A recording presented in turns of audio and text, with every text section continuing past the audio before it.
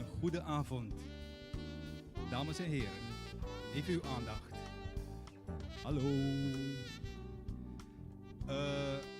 Sommige mensen hebben gebeld en gevraagd. Die zijn onderweg. En vandaar dus dat we het academisch kwartiertje toch nog even inlassen. We zouden om 6 uur beginnen. Maar om de mensen tegemoet te komen, vraag ik u ook even geduld te hebben. Ik weet dat u alle uw best gedaan hebt om 6 uur hier te zijn. Maar rekening houden met de anderen. Ja? Dus we beginnen ietsje later. Dank u.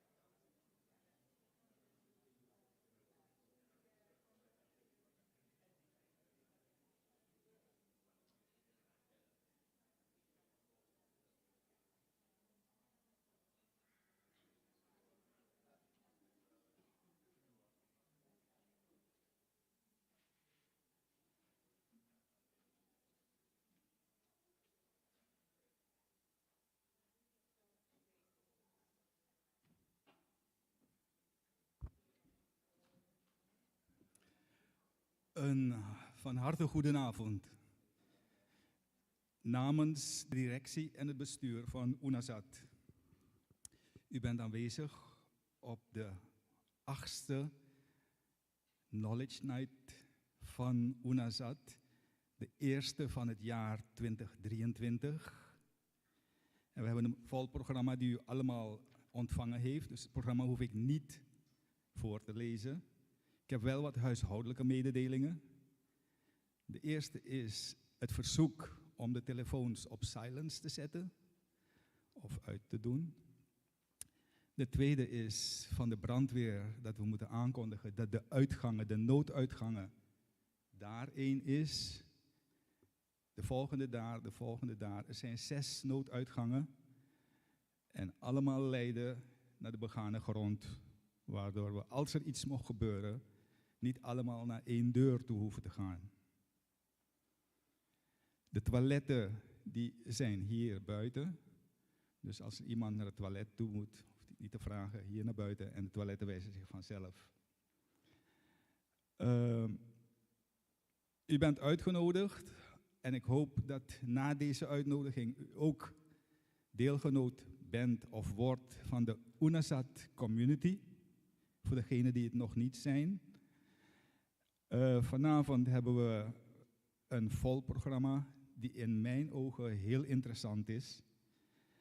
We beginnen steeds als er een spreker komt dat ik hem even aankondig.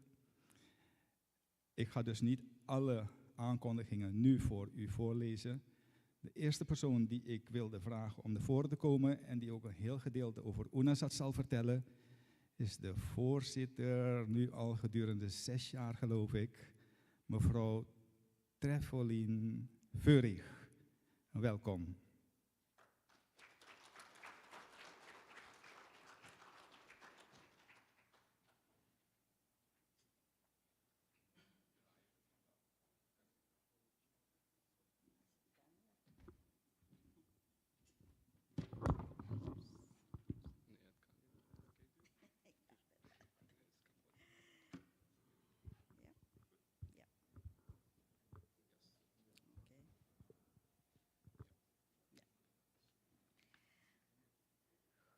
Oh, mag je kan een slide teruggaan. Ja, goedenavond. Een aantal van u heeft al gehoord van UNASAT. Een aantal van u weet wat UNASAT is. En sommigen van u hebben misschien deze presentatie al gezien. Maar het lijkt me goed om toch wel even stil te blijven staan bij UNASAT en wat UNASAT allemaal is voor de mensen die daarover nog niet veel weten. Dit is onze nieuwe logo. We hadden in het begin ongeveer dezelfde logo als de Universiteit van Suriname. 3 mannetjes. En dat komt omdat wij door de universiteit in principe zijn opgericht. UNASAT is opgericht door de universiteit. En toen als een zelfstandig instituut losgelaten vanwege het feit dat ze vonden dat het niet samenging. Voor ons was dat niet een probleem hoor. Ja, dus nu hebben wij een nieuwe logo en wat u daar ziet is een zaaddoos van de Mira Udu.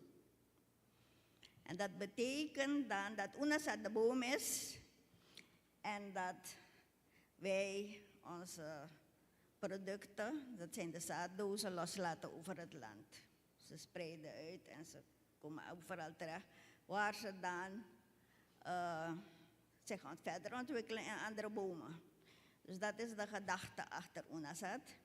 En wij zien dat dat in de praktijk ook terug te zien is met onze studenten die uitstromen. Dit is het doel waarvoor UNASAT is opgericht. Het moet een centrum worden voor hoger onderwijs, dat een significante bijdrage gaat leveren aan de ontwikkeling van Suriname. UNASAT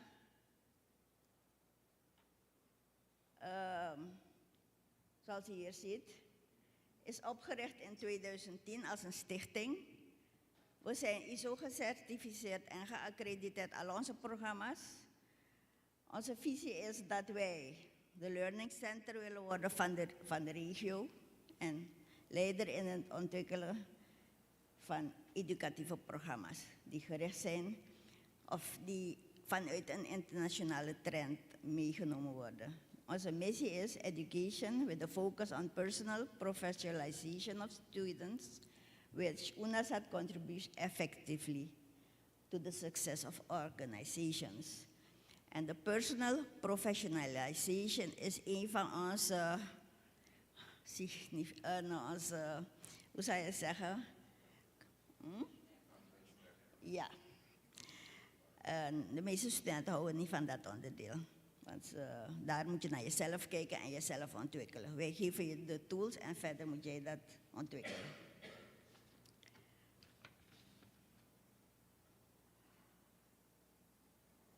Education for success en striving for excellence zijn onze slogans.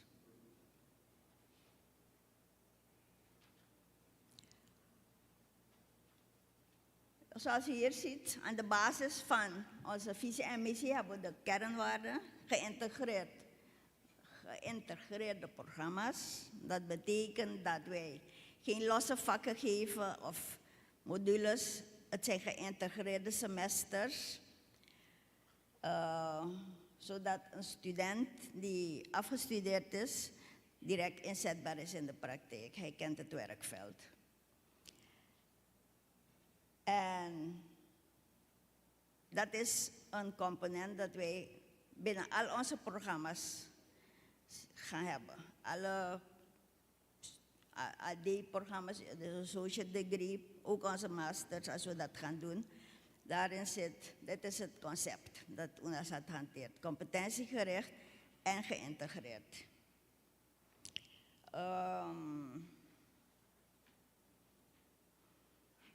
Volgende slide. Wat zijn de competenties? Want er wordt zoveel gesproken over competenties. Maar voor UNASAT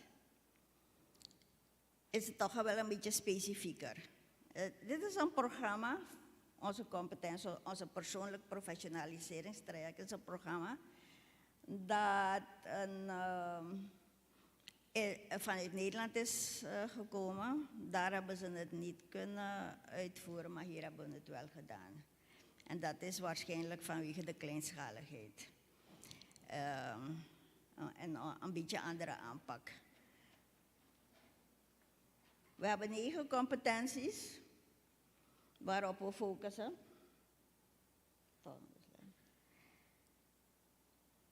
En die kan je clusteren in beroepsmatig handelen, bedrijfsmatig, socio-communicatief en ontwikkelingsgericht.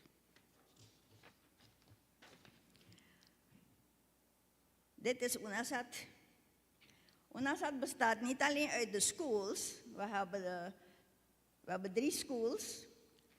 Maar we hebben ook een instituut voor research and development, een instituut voor certified studies, een center for agriculture and rural development en distance education. Tot nu toe hebben wij ons gefocust op de schools. Het zijn HBO-niveau opleidingen. Recentelijk zijn we ook gestart met associate degree. En de bedoeling is dat wij nu de andere onderdelen van UNASAT gaan activeren. Het probleem was in het begin dat we nog geen plek hadden. Nu hebben we ons eigen gebouw. En dat biedt ons mogelijkheden om onze andere activiteiten op te pakken. Natuurlijk is het niet de bedoeling dat wij alles alleen gaan doen. Tot nu toe hebben wij toch wel een basis gelegd. Zoals u ziet, de School of Management heeft een aantal uitstroomrichtingen, communicatie, management, bedrijfseconomie, bedrijfskunde. En we zijn begonnen met ondernemerschap en accounting als associate degree. En voor de ICT, daar hebben we ook 3 uitstroomrichtingen en een aantal associate degree programma's.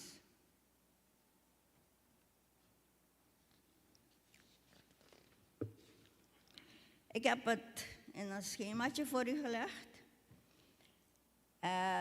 De bedoeling is natuurlijk dat de schools via distance education ook hun programma's kunnen presenteren, dus aanbieden. Ook voor certified courses en de Center of Agriculture. Daar zullen ook wat opleidingen onder vallen. Dus die kunnen allemaal gebruik maken van distance education. En daarnaast hebben we het Research of Development. Gezien in het kader van, ja, er is een soort cliché, stilstaan is achteruit gaan. Dus UNASAT ziet dat nu het belangrijk is om uit te breiden. En we moeten nu ook masters. Er is veel vraag vanuit onze studentenpool en van buiten. Waarom beginnen we niet met mastersopleidingen? Dus we hebben in voorbereiding een University of Science and Technology International. En de bedoeling is dat het valt niet direct onder het UNASAT Suriname bestuur. Het wordt een apart orgaan dat zich gaat focussen op opleidingen op wetenschappelijk niveau, master en PhD, waarbij gebruik worden gemaakt. Zij gaan mee in het IRD-traject, dus ik maak ook gebruik van de faciliteiten van het IRD. Ze geven ondersteuning daaraan voor het Center of Agriculture en er komt een samenwerking met UNASAT Suriname.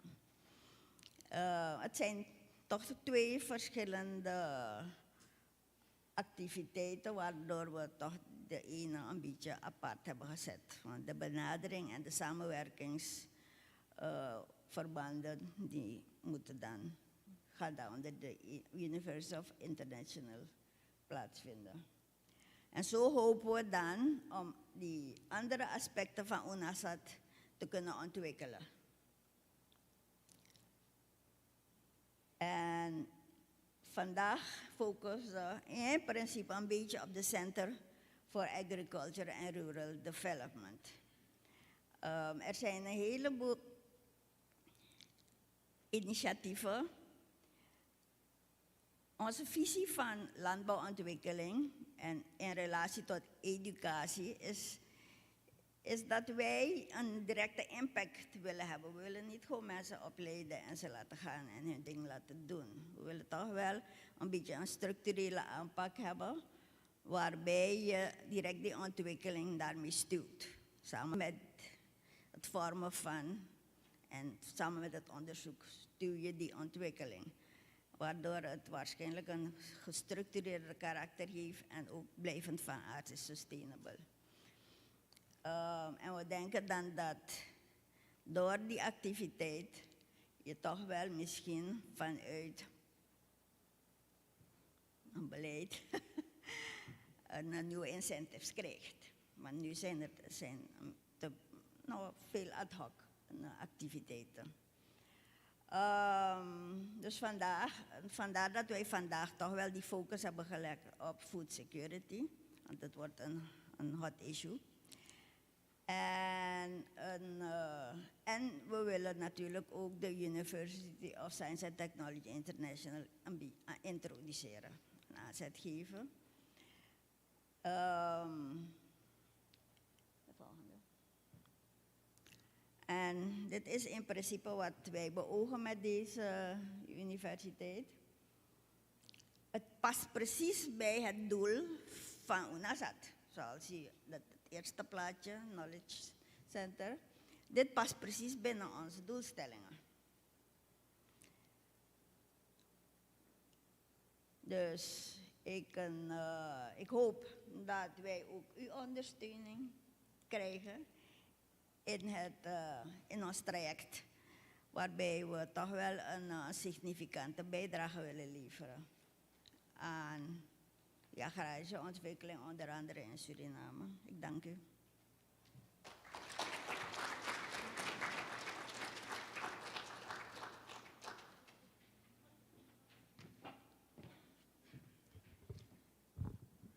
Dat was mevrouw Veurig met haar inleidend gesprek. Op het ogenblik voorzitter van het bestuur. Ik heb bewust mijn naam niet genoemd. Dat ga ik nu doen, omdat ik eerst heb gewacht tot mevrouw Veurig haar gedeelte over UNASAT verteld heeft. Ik ben Ruben Mungroop en ik heb 10 jaar gefungeerd als coördinator van de SOM, School of Management and Economy. Nu met pensioen en met een lifeline teruggetrokken door meneer Geerlings. De volgende spreker die ik wil uitnodigen, die zal het hebben over de perspectieven en de ontwikkelingen van 2023. Hij heeft eigenlijk geen aankondiging nodig, zijn naam eigenlijk. Het is professor Jack Menke. Ik wil hem vragen om naar voren te komen en eventueel iets over zichzelf eerst te zeggen en daarna de ontwikkelingen en de visies uit te leggen. Dank u.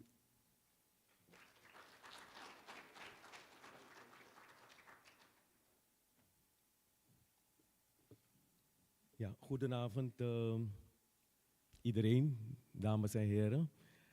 Ook een welkom van mijn kant. Ik ga het heel kort houden. Er is al door mevrouw Veurig naar voren gebracht wat de bedoeling is van USTI. USTI staat voor University of Science and Technology International. Ik moet zeggen dat ik heel blij ben om vooral in een tijd van crisis, weet je, ook een kleine bijdrage te leveren aan het verdiepen en ook het verbinden van bestaande UNASAT met andere delen van onze regio. En daarom is vanavond, dat gaat u vanavond ook zien, zijn er dus ook personen die straks gaan presenteren.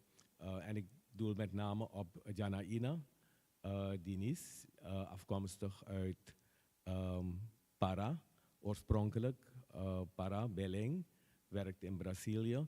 En eigenlijk ook Rudy van Kanten, Surinamer die ook zijn sporen heeft verdiend op andere plekken in de wereld. Dus dat brengt ons direct naar de verbinding met de regio. En dan hebben we natuurlijk ook straks Chantal Landburg, die ook op een hele bijzondere manier bezig is. Ik noem dus allereerst deze namen en u gaat ze straks horen, omdat we dus steeds in een crisis belanden. Neem maar vanaf de onafhankelijkheid. En we zitten nu weer in een maatschappelijke en economische crisis. Maar ik zeg altijd, een crisis betekent niet het einde, maar geeft juist mogelijkheden aan voor een nieuw begin. En het biedt kansen om op het kleinste niveau, personen, maar ook op het niveau van huishoudens of organisaties of opleidingsinstituten, om dus die veerkracht te vergroten. En ik denk dat dat de betekenis is van wat mevrouw Veurig zo net noemde, USTI. Toch nogmaals, het staat voor University of Science and Technology International. De nieuwe mogelijkheden die we voor ons zien om dus ook innovatief research en development van de grond te brengen en te koppelen aan bestaande opleidingen. Daarbij zijn er een aantal uitgangspunten. En ik ga kort 3 van die uitgangspunten noemen. Ten eerste, kennisontwikkeling door onderzoek, onderwijs en dienstverlening af te stemmen op de Surinaamse werkelijkheid. Dus dat is een heel belangrijk uitgangspunt. En ik hoef het niet toe te lichten. We zijn allemaal vanaf de preschool opgeleid. En we weten ook hoe weinig het onderwijs historisch afgestemd is geweest op onze eigen werkelijkheid. Een tweede uitgangspunt is focus leggen op relevante thema's en relevante problemen waarmee USTI en in samenwerking met UNASAT dienstbaar kan worden aan die samenleving, maar ook herkenbaar.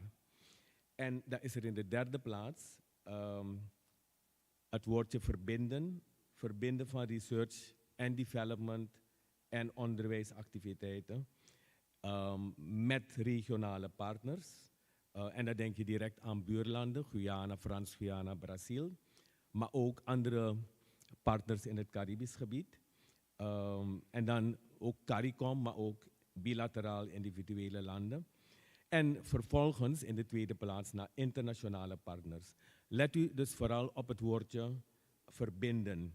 Want dat is eigenlijk de sleutel om duurzaam hoger onderwijs tot ontwikkeling te brengen. En ook te proberen duurzaam uit het dal te klimmen van de opeenvolgende crisis.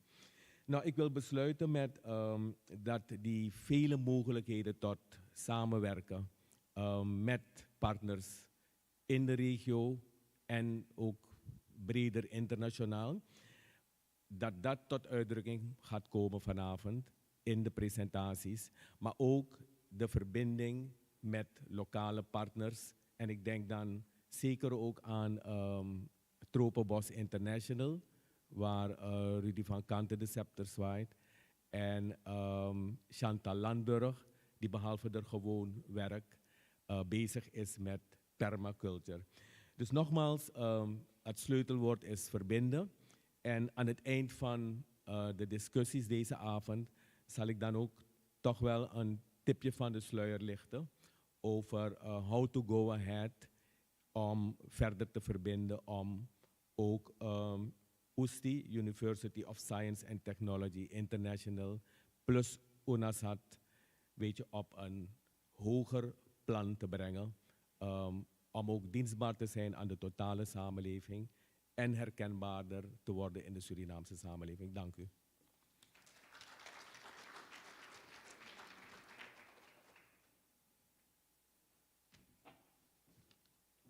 Dit is dus de eerste presentatie.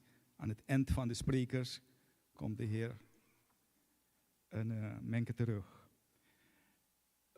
De volgende persoon is iemand uit Brazil. Het is mevrouw professor Janaina Dines. Ze heeft een PhD gehaald in Logistics and Strategy and in Sustainable Development. Ze is lecturer aan de University of Brazil. En haar main research topics zijn logistics, sustainable development, family farming organization, non-timber forest products en social biodiversity production chains. Ze zal het in Engels doen, dus van uw Engelse knowledge zal een beetje hulp worden gevraagd. Nu we aan het klaarmaken zijn, wil ik mevrouw Janaina Dines uitnodigen om naar voren te komen en het woord over te nemen en verder te praten over.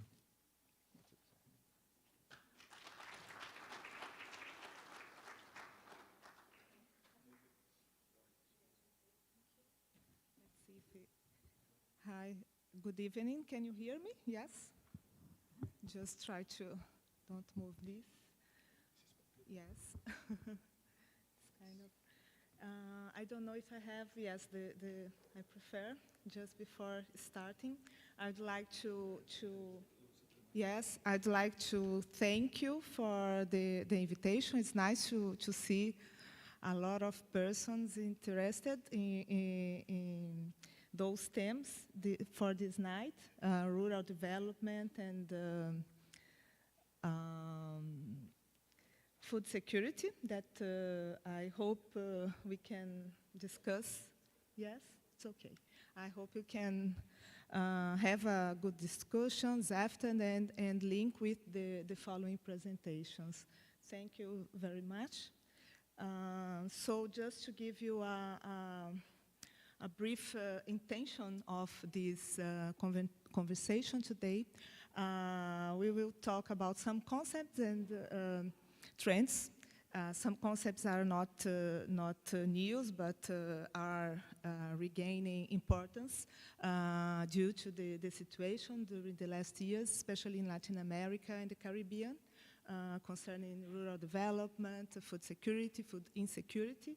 the situation. So in Latin America and the Caribbean, we had just this last week a report on the food security by FAO, and we have some information just to those that are interested in this thematic. I think it's important to act, to have some projects and actions related to these subjects.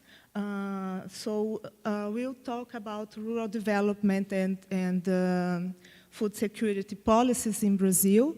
In the last 20 years, we really had an interesting movement,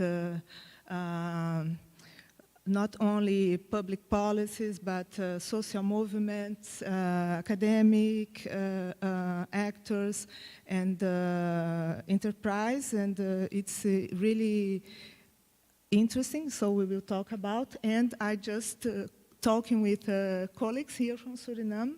I don't know, it's my first time that I stay more time here in Suriname. I came, I think, more than five times, but usually for presentations about Brazil. And now we are trying to think about more cooperations. We had already projects in cooperation we'll talk about, but I think it's important considering what we are worried and concerning the thematic of rural development and food security, not only in Brazil or Suriname, but in the context of all the region, Latin America and the Caribbean. So about the concepts and trends, they are not all here, but we have, first, I would like to talk about the rural development, but actually about sustainable rural development. So since the Green Revolution, we learned a lot about the impacts of some models of production. And we know Brazil is a reference, but we have also not so good aspects, even if Brazil is one of the most important exporters, producers, not exactly the consumer, but we are in a moment now losing industries. We are in a movement for desindustrialization. So we are a country now that is being a country that produces commodities, but we know what commodities are. Those usually raw materials, we know adding value. So this model of agriculture, we have technology, we have a lot of interesting advances in research and elsewhere, other aspects, but it's important to talk about sustainable rural development. And concerning food security and also food insecurity, when people can't have not only the quantity but the quality of food ingredients, food elements during a dairy diet, there are concepts that we have for decades. But it's really important to connect countries that have a big production of commodities. Why should be in a situation of food insecurity? And the other concept in Brazil since the last 20 years, we have a concept in Portuguese, segurança alimentar e nutricional, which means food and nutritional security, because we want to differentiate from another concept of food safety that in Portuguese is really similar. And even with my students, when we are talking about food security, some of them want to talk about food safety because it's segurança de alimentos e não segurança alimentar.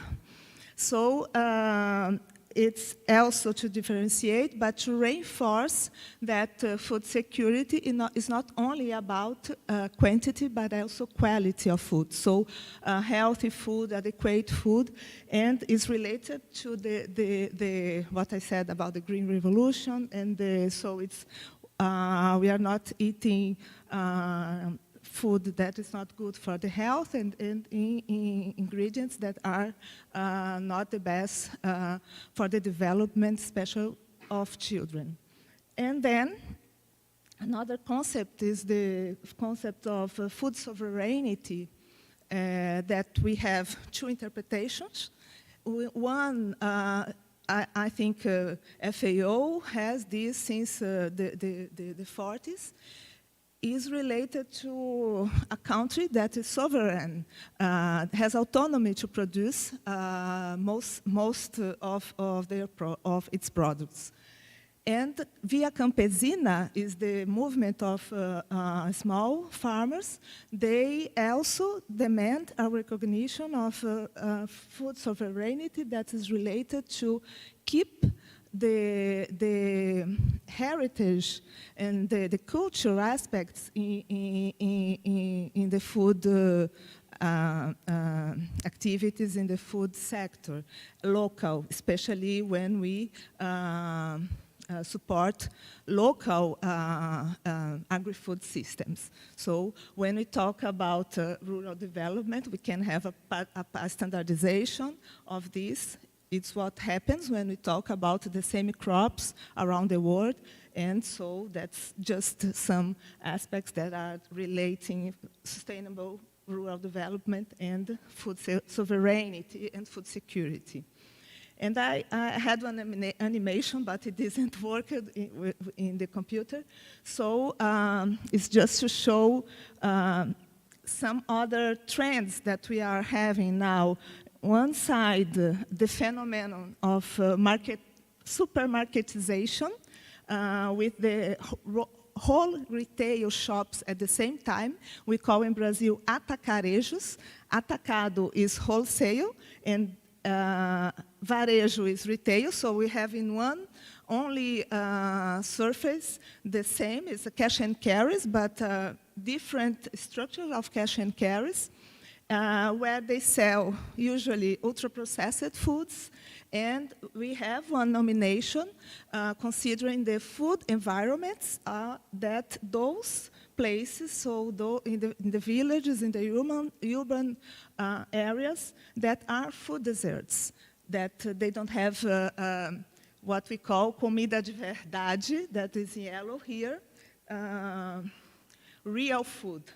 There is a concept that the organizations and the groups of the civil society, but also with public actors that are calling that we have to differentiate this real food from ultra-processed, for example. And that is where we will have related the practice of permaculture, agroecology, urban and peri-urban agriculture. If you take not only technological aspects or environmental aspects, but also other practice for the cities, for the villages, and also related to the market. So the short market circuits are those that reduce the quantities of middlemen, of intermediary levels in agri-food chain. It's what is happening in some parts of Brazil. We have some experience.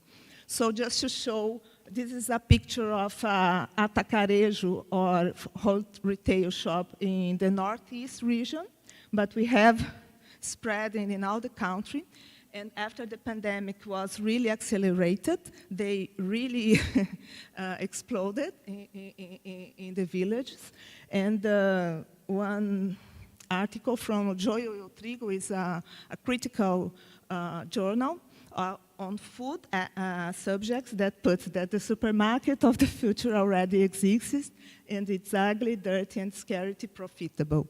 And this kind, they are talking about this kind of surface that we have spread in Brazil. So we find a big quantity, and they are really, the products are not really well exposed, because it's something that needs to be shipped, because they need to sell also cheap food and cheap items. But they are classifying, they are selling more ultra-processed foods.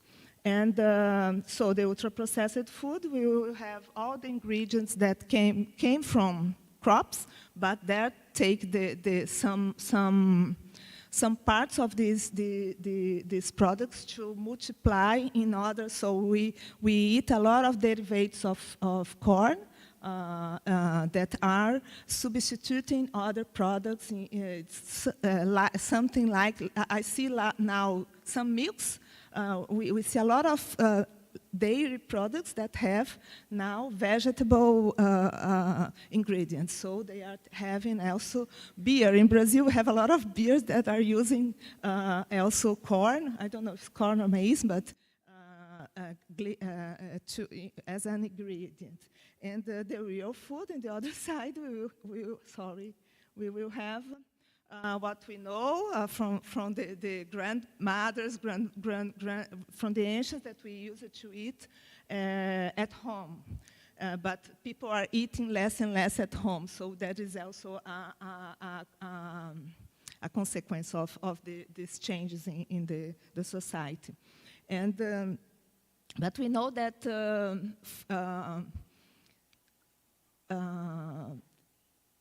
food, eating is a human right. We have the human right to adequate food. And since 2004, in Brazil, we have published the food guide for the Brazilian population that orientates nutritionists and teachers in schools, because in Brazil we have a school meal program to how to prepare the menus, but not only in schools, but also in restaurants in the country, if they want to follow this. And there is a big discussion about ultra-processed foods, real food.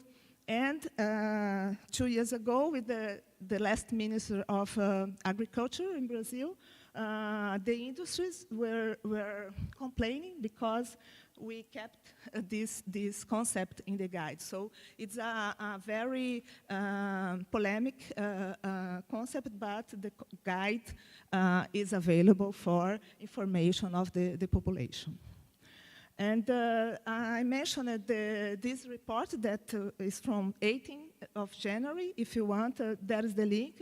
Then you can also share about the Food and Nutrition Security Outlook 2022. So we have 22.5% of Latin American Caribbean population that doesn't have access to healthy food, which has an impact not only for hunger, but also in obesity of the population. So South America is better than Mesoamerica and Caribbean, but it's not in a good situation. Also a highly average daily cost of healthy diet. So South America in the region is better than the Caribbean and Mesoamerica, but is not good as well. And so the variables that contribute: low income, poverty and inequality, the price increase, especially after pandemic, added conflicts in Russia and Ukraine, and also local political and economic crisis in many countries in the region. So between 2019 and 2021, we had an increase in people having hunger or moderate or severe food insecurity. Like in South America, 11 million people, and comparing like food insecurity, we have a high percentage of food insecurity, 40%, comparing to the world, 29%. It's not the best. And the report has a lot of graphics that show. Before, I used it to look for the data from Suriname. Sometimes they were not available, but what is interesting is that we have now, you see like, for this information, we don't have from 2014 to 2016, but we have now, it's about 35, the prevalence of moderate, severe food insecurity in Latin America and the Caribbean by country, so we have the information from Suriname. In blue, we have from this period, and in orange, from the other period. So I hope we keep having updated the data from Suriname, so we can also, it's really important for public policy and for other actions if we have this data being obtained. Last week also, Mario Lubetkin, he's a Uruguayan person from FAO in Latin America and Caribbean, and he says that there is no individual policy that will solve this situation, this problem, independently, so that's what we will talk in the next slides about the integrated policies, if we can have. It's not easy, but at least in our experience, we saw integrated ministries, integrated organizations that started cooperating for not only employees, not only aspects of the development or rural regions, but also they are all related, the question of food security, because when the President Lula, when he was his first government, one of his phrases that was really famous was that he wanted people, all the Brazilians, having at least 3 meals in the day. It's related to having quantity, but also when we go closely, we see that the policies were also considering this, the matter of the quality of the products. So he also talks about coordination mechanisms, what is necessary, diversification of the production, and support for family farming and small producers. Cash transfers is important when you give money for the population. It's like we only had again after the pandemic, people in really strict situation, they can go to buy more. You introduce a dynamic of marketing. This happened in Brazil, and we see not for the whole country, but for example, in the Espírito Santo, a state in the southeast region, we saw the municipalities giving some tickets, like credits for people to go and buy only in places where they could have healthy food, comida de verdade, or good food. This was a policy, local policy. So we saw after setback in some policies, we saw some states having this kind of policy that were really important. So just talking about the model of agriculture in Brazil, we used to have 2 ministries, the Ministry of Agriculture, Livestock and Supply, that supports mostly agribusiness and exports mainly commodities. That is causing, from the last year, serious environmental impacts, and is concentrated, focused on mechanization and field job, and consequently, the more we mechanize, the more we will reducing jobs. So the regions are some deserts of people. You have machines, you have, we call a sea of soya, a sea of some crops, very huge areas.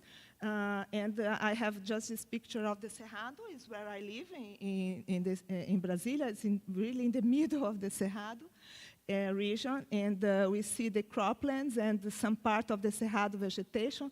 And for 2050, also with losses of biodiversity. And the other ministry that we recovered since 1st of January, Ministry of Rural Development. And what is interesting is that some parts of the Ministry of Agriculture, the part of supply, is coming to this ministry now of rural development, exactly because it's related to food security. So food security is not only producing, but also distribution. So they changed this, and was a ministry that used it to support family farming, small producers, and they are the group of producers that produce 70% of what we consume. It's not of what we produce, because the agribusiness has a huge production, but for exportation. But for consumption, we consume more products from family farmers, for the small producers, local and regional markets. And they have product diversification, the small farmers, and also the policies of the ministry, and programs of decentralization and regionalization of distribution in some policies, as the plan of promotion of also biodiversity products value chains. I also had a presentation, I think in 2018, I talked more about this, and I just show here the açaí that is going to the school meals, because it's something really important for the children. The açaí is the podociri. So the children eat in the schools, because it's something really related with the culture, and before was a very centralized program of distribution of food. Here is in another state, so we have the school meals program. The plan of acquisition by the government, products from family farmers by the government to the army, to some hospitals, even to some universities, and the Bank of Food Donation in wholesale markets are the CEASAs, are the centers for supplying the big cities in Brazil, mostly the capitals of the states. So they have, of the sellers, they separate what they should send waste and send to garbage, they put in this donation program. And also what is important is not only related to techniques to production, but also what was really interesting. The last years we see the results now was more related to the Ministry of Education, but with integration with others was, for example, a plan for the expansion of higher education in all the states. More universities were created, and also federal institutes of science and technology. It's not only for graduate courses, but shorter, like 2 years, of course. We call technological formations. It is recognized as a graduate course. For example, people can make concourse to state organizations or to private enterprise, wherever they can be consultants, for example. It's recognized and was really spread. We have in mostly small villages and in states that didn't have a lot of graduate course. And also, these policies were strengthening rural education. We call Educação do Campo, and the pedagogy of alternation in agricultural and agro-extractive family schools, escolas famílias, agro-extrativistas, and also universities. The alternation pedagogy was created by Paulo Freire, was someone from the pedagogy area that created these kind of schools that we don't have only in Brazil, but that students from secondary schools and now from the universities, that they stay part of their time in the school or in the university. Like in the schools, it's 15 days. The university can be 3-4 weeks or more. They stay having classes, having exams, and then they go to their community and they have their activities. Usually they are rural, from families of farmers, for example. So it's really important because this can make them understand the importance of the work of their parents, and sometimes go back and reinforce those activities, innovate, bring other ideas. And this is what is happening there. And here is the Instituto Federal de Ciência e Tecnologia do Pará, the IFPA, in Castanhal. It's not far from here. I think it's really interesting to know. They now have not only this, because before they were technical schools, colégios agrícolas, rural, like they have also a farm, they have areas for experimentation, but now they have even a master and PhD in agroecology, for example. And here is one family school in Amapá, in Carvão. It's a village in the state of Amapá. And here are students that some of them participated in a project that we had with Suriname and French Guiana that was for exchanging about the Podocity value chain. Here is pictures from Nathalie, a colleague from French Guiana, and most of them are from Amapá, Pará, and we had also interchange with some of Suriname and French Guiana. Well, this was really interesting, but we had also some setbacks the last years. I will just talk briefly about what we call the dehydration in the budget for food policies. So it's important, like we now see that we depended a lot on public policies. So when we changed the government, everything changed. Also, the budget, the funding for those projects, and we had increase in poverty in rural areas, increase in the productive exclusion, and the country returned to the hunger map 2 years ago. And we had it's not. Impossible to recover, but we had these. We arrived to this situation, and even for this year, it's in Portuguese, but it's that the government cut the programs for food security for 2023. We have already the budget, so we don't have a lot to do. But during this times that we didn't have public policies, I would like to show that were movements of without exactly money from the government, but that showed some resilience and capacity to reorganize the groups, like the community support in agricultures. We had few until the pandemic. But during the pandemic, they spread.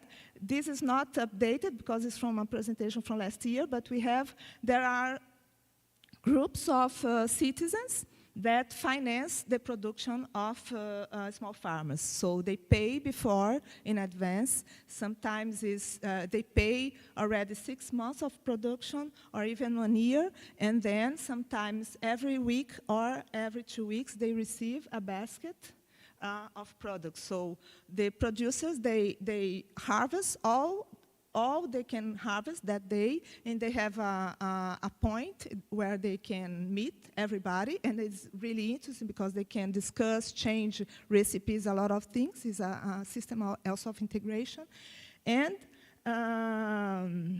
And they pick their products. And here is an example I took from internet, but it's from a bank of Brasilia, BRB, the Bank of Brasilia, that a lot of banks started this kind of, we have in the university some also cells of consumption, groups of consumption that use it to work because we didn't have money for the development of those policies. Here is in my neighbor. It's not because in my neighbor. I live in the Quadra. Brasilia is really different from the rest of the country. The 4016 in Brasilia, but for small neighborhoods, they started in 2019 before the pandemic, asking farmers to start a market there. So there was a movement not from who wanted to sell, but who wanted to buy. So the population organized it, and we are doing research on this experience because it's really interesting, and we are trying then now with other politicians to see if it's possible to replicate, because we had this experience, was really interesting since 2019. And here, for when we call urban gardens, we have also in the map, it's not very clear, but it's a movement also from the National Association of Agroecology. Agroecology is putting together the field and city, unindo campo e cidade, what we call. Well, some of those policies are locals in states and regions, and they are not national, but was interesting to keep people having access to food during the periods that was really difficult the last years. And to talk about this situation in Suriname, this is my, not one opinion, but what we are following the last days that I'm here, but also what we discuss and we know about. It's something that is important to have a reflection. You have important and major, also emerging agri-food chains here. We see the difference. I come here since 2011, and we see that is dynamic. Some parts are with interesting dynamisms, and but also the dependence of higher valued added food products and also raw products. I put here to not forget the case of potatoes, because I do this with my students also in Brasilia. Sometimes they go to the big market, the Ceasa is a supplier, big supplier, wholesale supplier in Brasilia, and if they go to a local market, they will say that comes from there, but the product that come from that wholesale market comes from a farmer that is 5-10 kilometers from the other market. So what happened with potatoes? My supervisor, Magda Verman, Jack Menck, I think he knows, she came here, and her husband, he is a big exporter of potatoes. And when she went to the supermarket, she said, well, I think that these potatoes come from Brazil, but they went before to Europe, and then they came by the supermarkets, they came to being distributed here. And she knows because she said, no, the exports, we sell the best, we select, and maybe they sent here really the selected that said, no, we are not going to keep these ones, and we'll send. So can you imagine, this happens not only here, but it's something that is the practice that is being done. So just to show, we have some that are related to food, seafood, cereals, fruits and nuts. I will not see the the numbers because I don't know, I couldn't compare. So I tried to find it in the internet, but just to know the importance like of the other exported products. So just to have a notion. And I would like to just have a simple consideration here.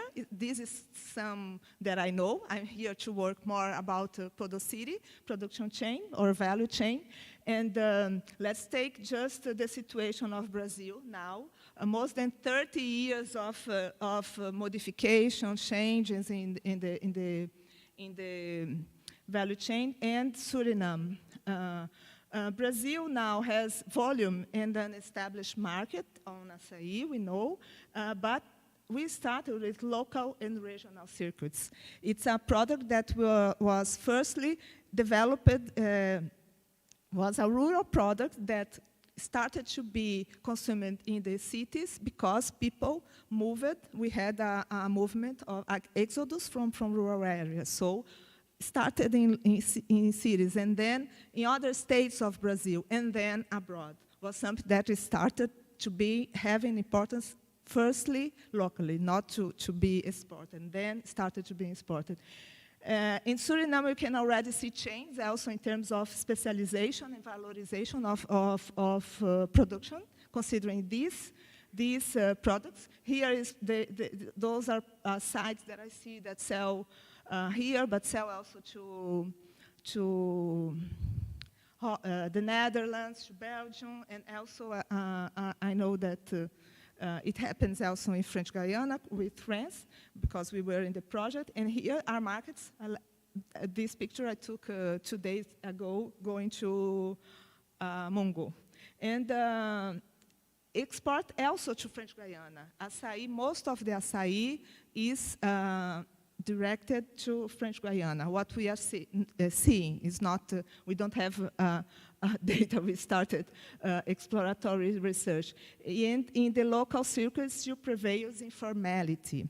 So what happened in Brazil was the same. We had informality, but then they started programs of professionalization to have more for the small entrepreneurs to have more qualification and have food safety. In this case, it's food safety, what we're talking about. So I think it's the same situation that we were 30 years ago, but we started from the local organizations. And the same reason for other products we could, I was wondering, and like develop locally first is not, I'm not saying something that is necessary to do, but I don't, I saw a really interesting dynamic in the regions that I visited, and consolidating local market, working volume, like to export the surplus production then, and prioritizing also neighboring countries and then large importers, because if you want to start from a larger importance is difficult because we need to have really experience in a sector. And think about not feeding only the body like other, because like in Brazil, I put flowers because we found greenhouses and other producers here that are trying, but they say, we don't have consumption of flowers in some place.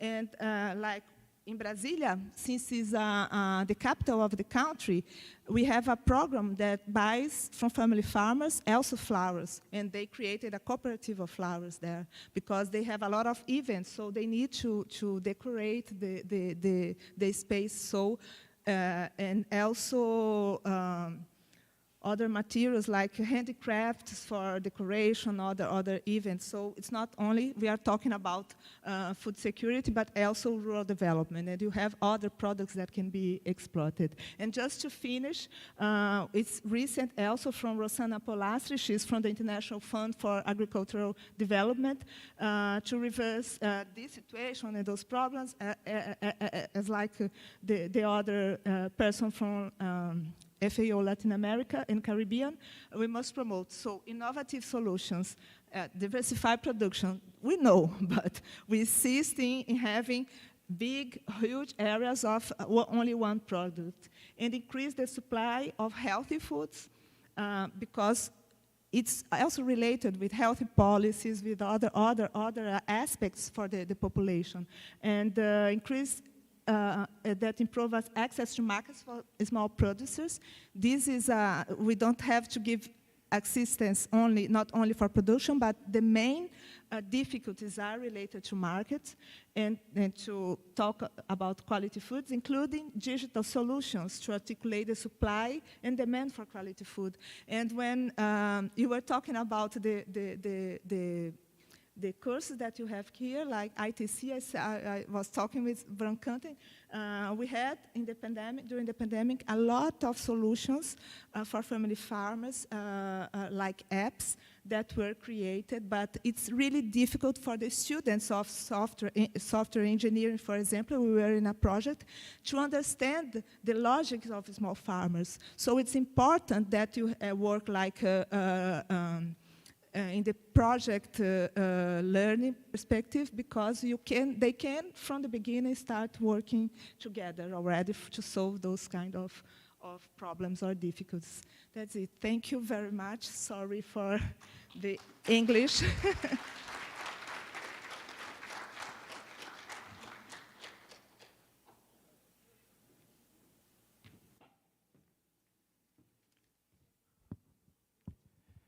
Dat was professor Janaina Dines. Ze spreekt, haar voertaal is Portugees. Dus, en ze heeft het in het Engels gebracht, uitgelegd. Het is frappant om te denken dat we in Suriname met zoveel productiemogelijkheden toch nog een heleboel dingen moeten importeren. Ook wat ze aanhaalden, dat aardappelen in Brazilië wordt geproduceerd, naar Europa wordt verscheept. Daar wordt geselecteerd, het beste wordt daar verkocht en het minder goede wordt dan teruggestuurd naar de Caribbeans. Nou, it's a fact today. En dat is een van de dingen waar we over gaan praten, om te kijken hoe dat eventueel anders zou moeten. Ook de opleiding van de plattelandmensen, de landbouwers, die is heel belangrijk en dat heeft ze dus ook aangehaald. Want daar begint het eigenlijk, het geheel. En ook kijken naar de ommekeer, dat we niet meer kijken naar wat er gevraagd wordt, maar wat wij kunnen bieden op de vraag. Dus het omgekeerde daarvan in korte woorden. Ik denk dat professor Menke aan het eind zometeen wel weer hierop terugkomt. Zometeen. Ja, bedankt voor uw presentatie. Thank you for your presentation. De volgende spreker is de heer Rudy van Kanten, PhD'er. Hij zal worden bijgestaan door mevrouw Vanessa Hok. En ze zullen het hebben over voedselzekerheid. Nou, hier hebben we over voedselzekerheid gehad, maar die voedselzekerheid in relatie met bosbeheer. Heb ik het goed? De heer Van Kanten is geen onbekende. Hij is jarenlang directeur geweest van de CELOS. Op het ogenblik is hij lector op ADEC.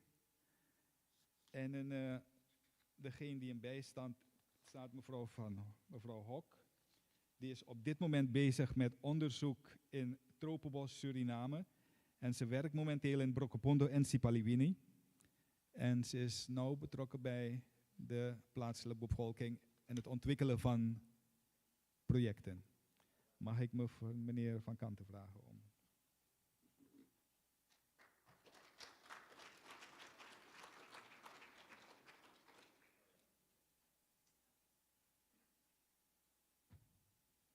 Ja, dank u wel. We zullen het hebben over agroforestry in het district Sipaliwini in relatie tot voedselveiligheid. Ik ga slechts 2 slides presenteren en dan zal mijn collega overnemen. Dus Vanessa Hok zal overnemen. Tropenbos Suriname is een Surinaamse NGO en we maken deel uit van een netwerk, een Tropenbos International netwerk, dat aanwezig is in 3 verschillende continenten, dus Zuid-Amerika, Afrika en Zuidoost-Azië. En je kan daar ook heel wat kennis uitwisselen, omdat we het over tropische gebieden hebben, waar je aardig wat overeenkomsten ziet. Onze missie is het verbeteren van duurzaam gebruik van tropische bossen en bomen ten behoeve van gezonde ecosystemen en het welzijn van mensen.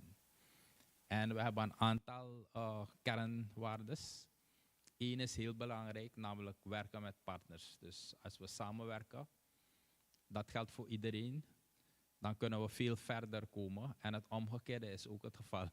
Als je niet samenwerkt, ga je niet ver komen. Wat ook heel belangrijk is capaciteitsopbouw. En daarom zijn we ook hier bij UNASAT. Vroeger reed ik met de hoge snelheid in het Jagannath Lachmanstraat. Maar vanaf ik UNASAT ken, rijd ik langzamer, zodat ik de bocht nog veilig kan maken. Maar zeker wat betreft informatica, ik denk dat dat een van de strong points is van UNASAT. En het is reeds naar voren gekomen dat als je het hebt over, in dit geval, landbouw in het binnenland of in het district Sipaliwini ook para Brokopondo, dan denk ik dat je met ICT heel wat oplossingen zou kunnen brengen. En daarvoor zullen we dus verder contact met u maken.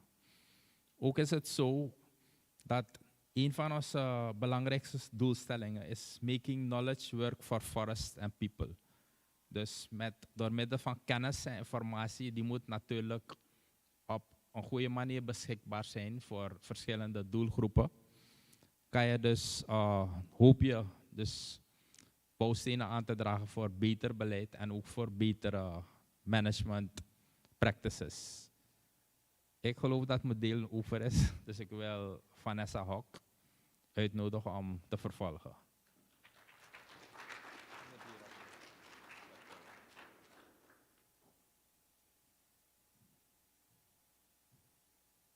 Goedenavond allemaal. Ieder kan me goed horen? Ja? Oké. Ja, ik ben Vanessa Hok en ik zal het dus verder hebben over de projecten waarmee wij momenteel bezig zijn in het binnenland. Op dit moment zijn we bezig met 2 projecten. Eentje in Sipaliwini en die andere in Brokopondo. Die eerste is het Working Landscapes programma. En dit programma wordt niet alleen uitgevoerd in Suriname, maar ook in de andere tropenboslanden, zoals die in Zuid-Amerika, daar denken we aan Colombia, die in Afrika, zoals de Democratic Republic of Congo, en ook in Azië, waarbij de landen Indonesië en Vietnam betrokken zijn. Oké, sorry. Het Working Landscapes programma bestaat bij ons, dus in Suriname, uit 3 onderdelen. We hebben een Inclusive Landscape Governance. Dat heeft meer te maken met de grondrechten en het beheer van het landschap van de tribale en de inheemse bevolking. Het tweede onderdeel zijn dus de Climate Smart Practices. En binnen dit onderdeel zijn wij als Tropenbos bezig met landbouwtrainingen, duurzame landbouwtrainingen. Het derde onderdeel gaat over Responsible Business and Finance. En hier gaat het er meer om dat bijvoorbeeld de agrocoöperaties in het binnenland, in dit geval in Sipaliwini, toegang krijgen tot financial mechanisms, zodat ze hun business, hun ondernemingen verder kunnen ontwikkelen. Het tweede project waarmee we ook bezig zijn op dit moment is in Brokopondo. En dat is het Agroforestry for Empowerment and Improved Land Management. En ook hier zijn we bezig met het geven van landbouwtrainingen. Oké, jullie hebben dus net de term gehoord, agroforestry. Wat is dat nou precies? Als ik het heb over agroforestry, gaat het hier zuiver om een vorm van agrarische productie, waarbij de boom centraal staat. Als jullie het plaatje daaronder kunnen zien, is het wel duidelijk? Min of meer? Oké. Je ziet verschillende typen bomen. Hoge bomen die misschien worden geplant om hout eruit te krijgen. En dan heb je daaronder fruitbomen en ook een bananenboom, als ik me niet vergis. Dit is dus eigenlijk een voorbeeld van een agroforestry systeem. Je hebt verschillende typen gewassen die op een plot zijn geplant met elk verschillende doeleinden. Als we kijken naar die hoge bomen, die bomen die speciaal daar zijn geplant voor houtdoeleinden. Als we kijken naar die verschillende typen bomen, heeft elke boom weer zijn eigen functie.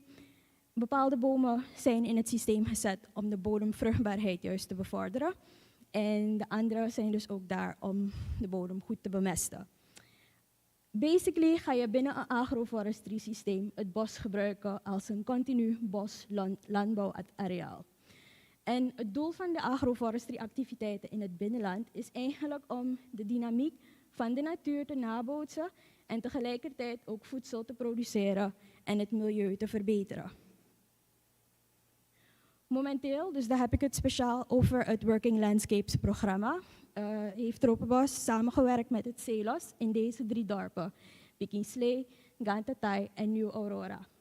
En het doel van deze agroforestry-activiteiten is dus eigenlijk om nieuwe methodes, nieuwe technieken te introduceren bij de lokale boeren op een bestaande kostgrond, waar ze uiteindelijk hun eigen traditionele kennis ook meenemen om op een gegeven moment gedurende het geheeljaar door iets te kunnen oogsten. En uiteindelijk die technieken die worden toegepast binnen het systeem leiden ook tot duurzame landbouwpraktijken. Duurzame landbouwpraktijken in de zin van ze kunnen langer op 1 plot bezig zijn. Niet maar 1 jaar, niet maar 2 jaar, maar veel langer dan dat. Oké. Binnen de agroforestry activiteiten die we ontplooien, hebben we in deze 3 dorpen een paar agroforestry systemen opgezet op bestaande kostgronden.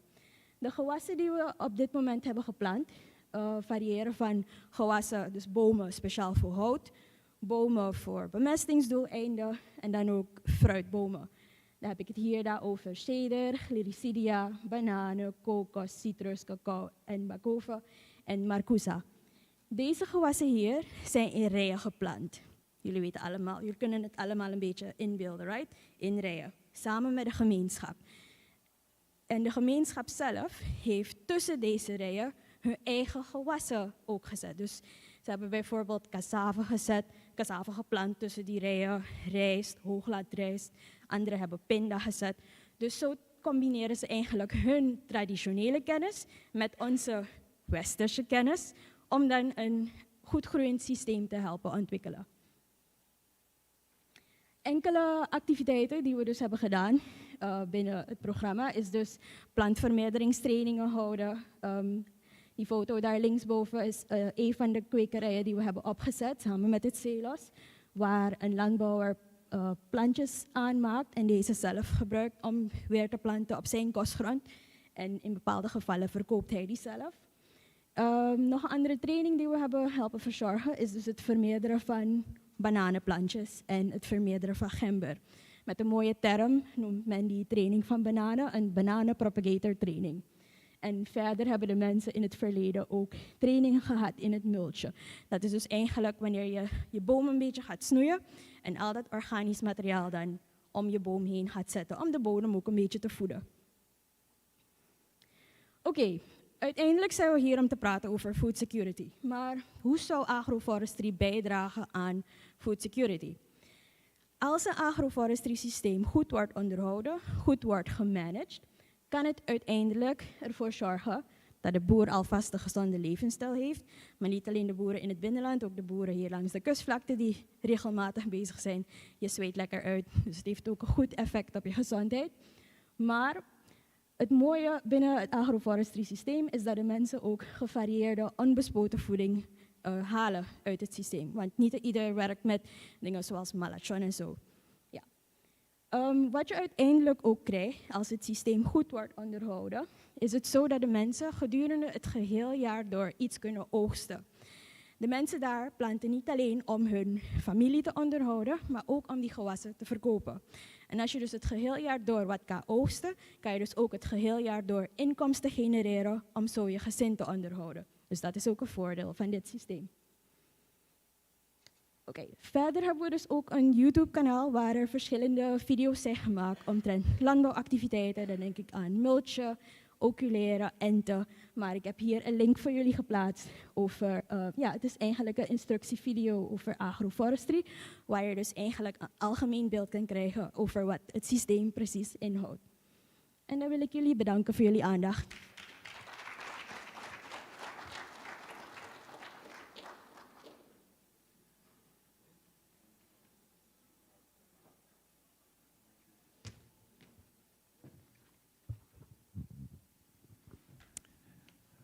Bedankt meneer Van Kanten en bedankt mevrouw Hok.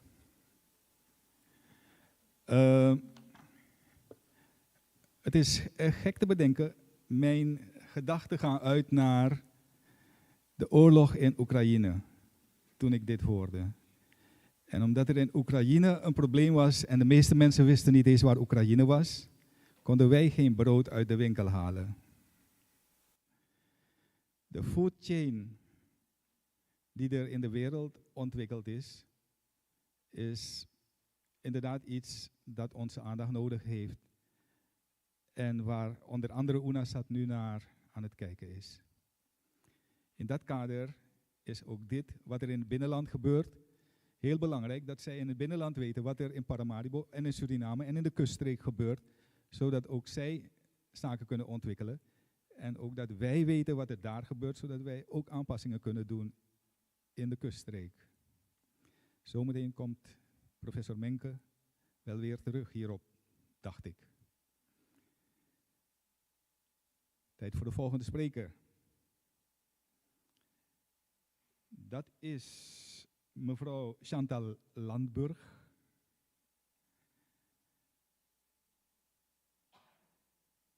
Ja, toch? Zij gaat het hebben over permacultuur en de development for food security. Wat permacultuur is, dat gaat ze zelf uitleggen. Waarom we permacultuur moeten doen, krijgt u ook van haar te horen. En de ethische waarde daarvan gaat ze allemaal aan u uitleggen. Mevrouw Landburg is op dit moment werkzaam als environmental sector specialist, mag ik zeggen. Rural development of environmental is milieudeskundige, zou ik kunnen zeggen in het Nederlands. En ze is al geruime tijd bezig in deze sector als manager. Ze heeft ook les en ze... Is dat bij PTC? Bent u bij PTC? Nee, zij is het niet. Dat was de andere mevrouw. Mag ik haar uitnodigen dat ze zelfs ook wat uitleg geeft over zichzelf en over de permacultuur. Welkom.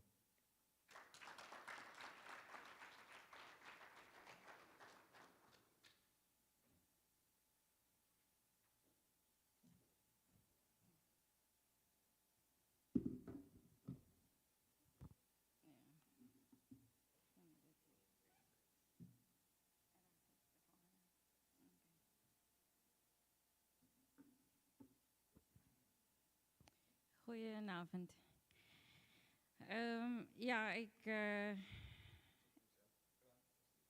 Ik zal even vertellen wie ik ben. Ik ben een environmental consultant in Suriname, maar daarover ga ik niet vertellen vanavond. Meer over permacultuur, wat eigenlijk een hobby is.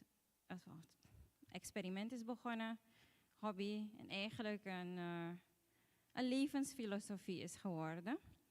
En ik denk dat het goed is om het te kunnen toepassen in verschillende facetten van je leven. Niet alleen in de tuin, maar ook gewoon in businesses kan het toegepast worden. En de manier waarop je denkt over hoe een land kan functioneren en de wereld zou kunnen functioneren. Dus het is, in mijn ogen is permacultuur een filosofie waarvan jullie hopelijk een beetje meer zullen horen vanavond. En dus ik ben ermee begonnen in 2016. Gewoon omdat ik ben in een agrarisch gebied opgegroeid. Ik ben naar school gegaan, naar de universiteit gegaan. En ja, dan raak je toch op een afstand ervan. Maar die interesse was er altijd. En dus op den duur in mijn leven heb ik gezegd, ik wil ook wel iets doen met de landbouw. Maar niet zoals je dat ziet overal, waar men heel veel chemicaliën, pesticiden gebruikt. Omdat ik ook een milieuachtergrond heb. En ook omdat ik heb gezien dat mensen in hun tuinen, vroeger vooral, nu steeds minder, toch wel methoden gebruiken die niet afhankelijk zijn van heel veel mest en pesticiden. En dat je eigenlijk heel veel daarvan kan leren. En dat probeer ik dan ook toe te passen. Dus zo kwam ik op permacultuur. En eigenlijk ben ik in eerste instantie autodidact als het gaat om permacultuur. Vorig jaar heb ik een training gevolgd in Trinidad hierover. Omdat ik dacht op den duur van, nu moet ik wel een beetje serieuzer worden erover. Oké, dus ik zal praten over mijn ervaringen over in de praktijk, maar dan gekoppeld aan de verschillende principes waarop permacultuur gestoeld is. Zoals aangekondigd zal ik eerst zeggen, wat is permacultuur? Waarom zou je permacultuur willen toepassen? De principes en ethische waarden waarop het gestoeld is en ook een soort van samenvatting, een slotwoord. En aan het eind zal ik een lijst van planten laten zien die wij momenteel in de tuin hebben, om je een beeld te geven van wat het kan inhouden. Oké, dus permacultuur is ontwikkeld door 2 mensen in Australië. En dat hebben ze gedaan vanwege hun achtergrond, maar ook door het observeren van inheemse gemeenschappen daar. Dus de Aborigines. En hoe zij aan landbouw doen, hoe zij met de natuur leven en hoe ze aan hun voedselproductie komen. En hebben ze dus die kennis die ze hebben, technische kennis, gekoppeld aan traditionele kennis, hebben ze dit ontwikkeld. En dat is in de jaren 70 gebeurd en dat is dus gaan verspreiden over de wereld. En er zijn een heleboel mensen die dat doen. En voor zover ik weet is Trinidad het dichtstbijzijnde land waar je een training daarover kan volgen. En ik heb het speciaal daar gevolgd, omdat het soortgelijk klimaat is en soortgelijke bodems in zekere zin. Omdat als je informatie opzoekt hiervan, zal je veel over gematigde streken leren. Maar niet zoveel van hoe gaat het eraan toe in een land als Suriname. Dus daarom moesten we ook zelf veel experimenteren om het beter te begrijpen. Permacultuur is eigenlijk een woord dat een combinatie is van permanent agriculture. Dus daar gaat het erom dat je een systeem opzet welke permanent door kan gaan. En eigenlijk Vanessa van Troebos heeft al een beetje daarover gesproken. Je zet een systeem op dat, zoals ze dat noemen nu, in een grotere categorie, regenerative agriculture systems. Dat zijn dus agrarische systemen die regeneratief zijn, die dus eigenlijk altijd door kunnen gaan en op den duur compleet zonder inputs van buiten. Zoals een natuurgebied functioneert. Een bos heeft geen mest van buiten nodig, heeft ook geen pesticiden van buiten nodig. Dus eigenlijk wil je een systeem bouwen dat op die manier functioneert. Het is geïntegreerd, het evolueert en het is voortdurend. Zoals ik zei, het bootst natuurlijke patronen na. Tenminste, dat is het ideale. Je probeert op dat punt te komen als je het goed opzet. Ik ben nog niet daar, nog niet helemaal. Het zal nog even duren. En natuurlijk, de bedoeling is dat je voeding eruit haalt, vezels eruit haalt, energie voor lokale behoeften. En de filosofie erachter is ook dat je gaat van onwetende consumptie. Weet je, zoals Janaïna aanhaalt, je gaat naar de supermarkt, je koopt allerlei overprocessed zogenaamd voedsel. En je weet niet waar het vandaan komt. Naar een heel bewuste consumptie, maar ook gewoon verantwoorde productie die daaraan gekoppeld is. Oké, dus waarom permacultuur? Sowieso, voedselzekerheid is genoemd, dat is een belangrijke factor. En als je nadenkt over wat ik zei, van vroeger hadden heel veel mensen tuinen, voedselproducerende tuinen, gewoon een erf met allerlei bomen die gedurende het hele jaar iets produceerden. Je had altijd voedsel uit je tuin. En als heel veel mensen dat hebben, dan heb je een soort van basis voor voedselproductie in je land. Ik heb dus ook geen groot bedrijf of zo. Maar we hebben gewoon een tuin op ons erf. Je hebt daardoor veilige en gezonde en vooral verse voeding. En als je het goed opzet, heb je eigenlijk in elk seizoen voedsel. Doordat je een diversiteit aan planten hebt. Een belangrijk aspect hier is, ja, ik haal het al aan, het werkt met de natuur en het bouwt aan een gezonde bodem. En eigenlijk als je kijkt naar moderne manieren van agriculture, landbouw, put men continu de bodem uit.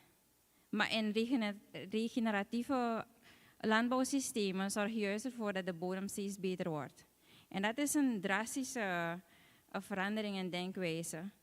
En dat is erg belangrijk, want als je kijkt internationaal is bodemverlies zodanig dat men heeft gezegd over dat we nog 60 productiecycli hebben, totdat de bodem compleet is uitgeput op de wereld.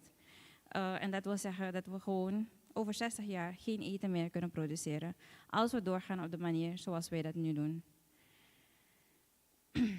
Het is regeneratief, haalde ik al aan wat dat is.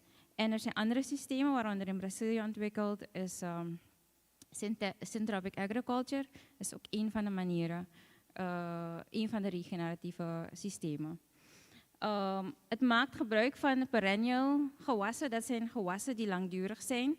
Dus je wil vooral niet afhankelijk zijn van continu zaad kopen en plantmateriaal kopen. Maar je wil en ook niet elk jaar of 5 keer per jaar opnieuw inzaaien. Je wil planten vooral hebben die je 1 keer plant en tenminste een jaar meegaan.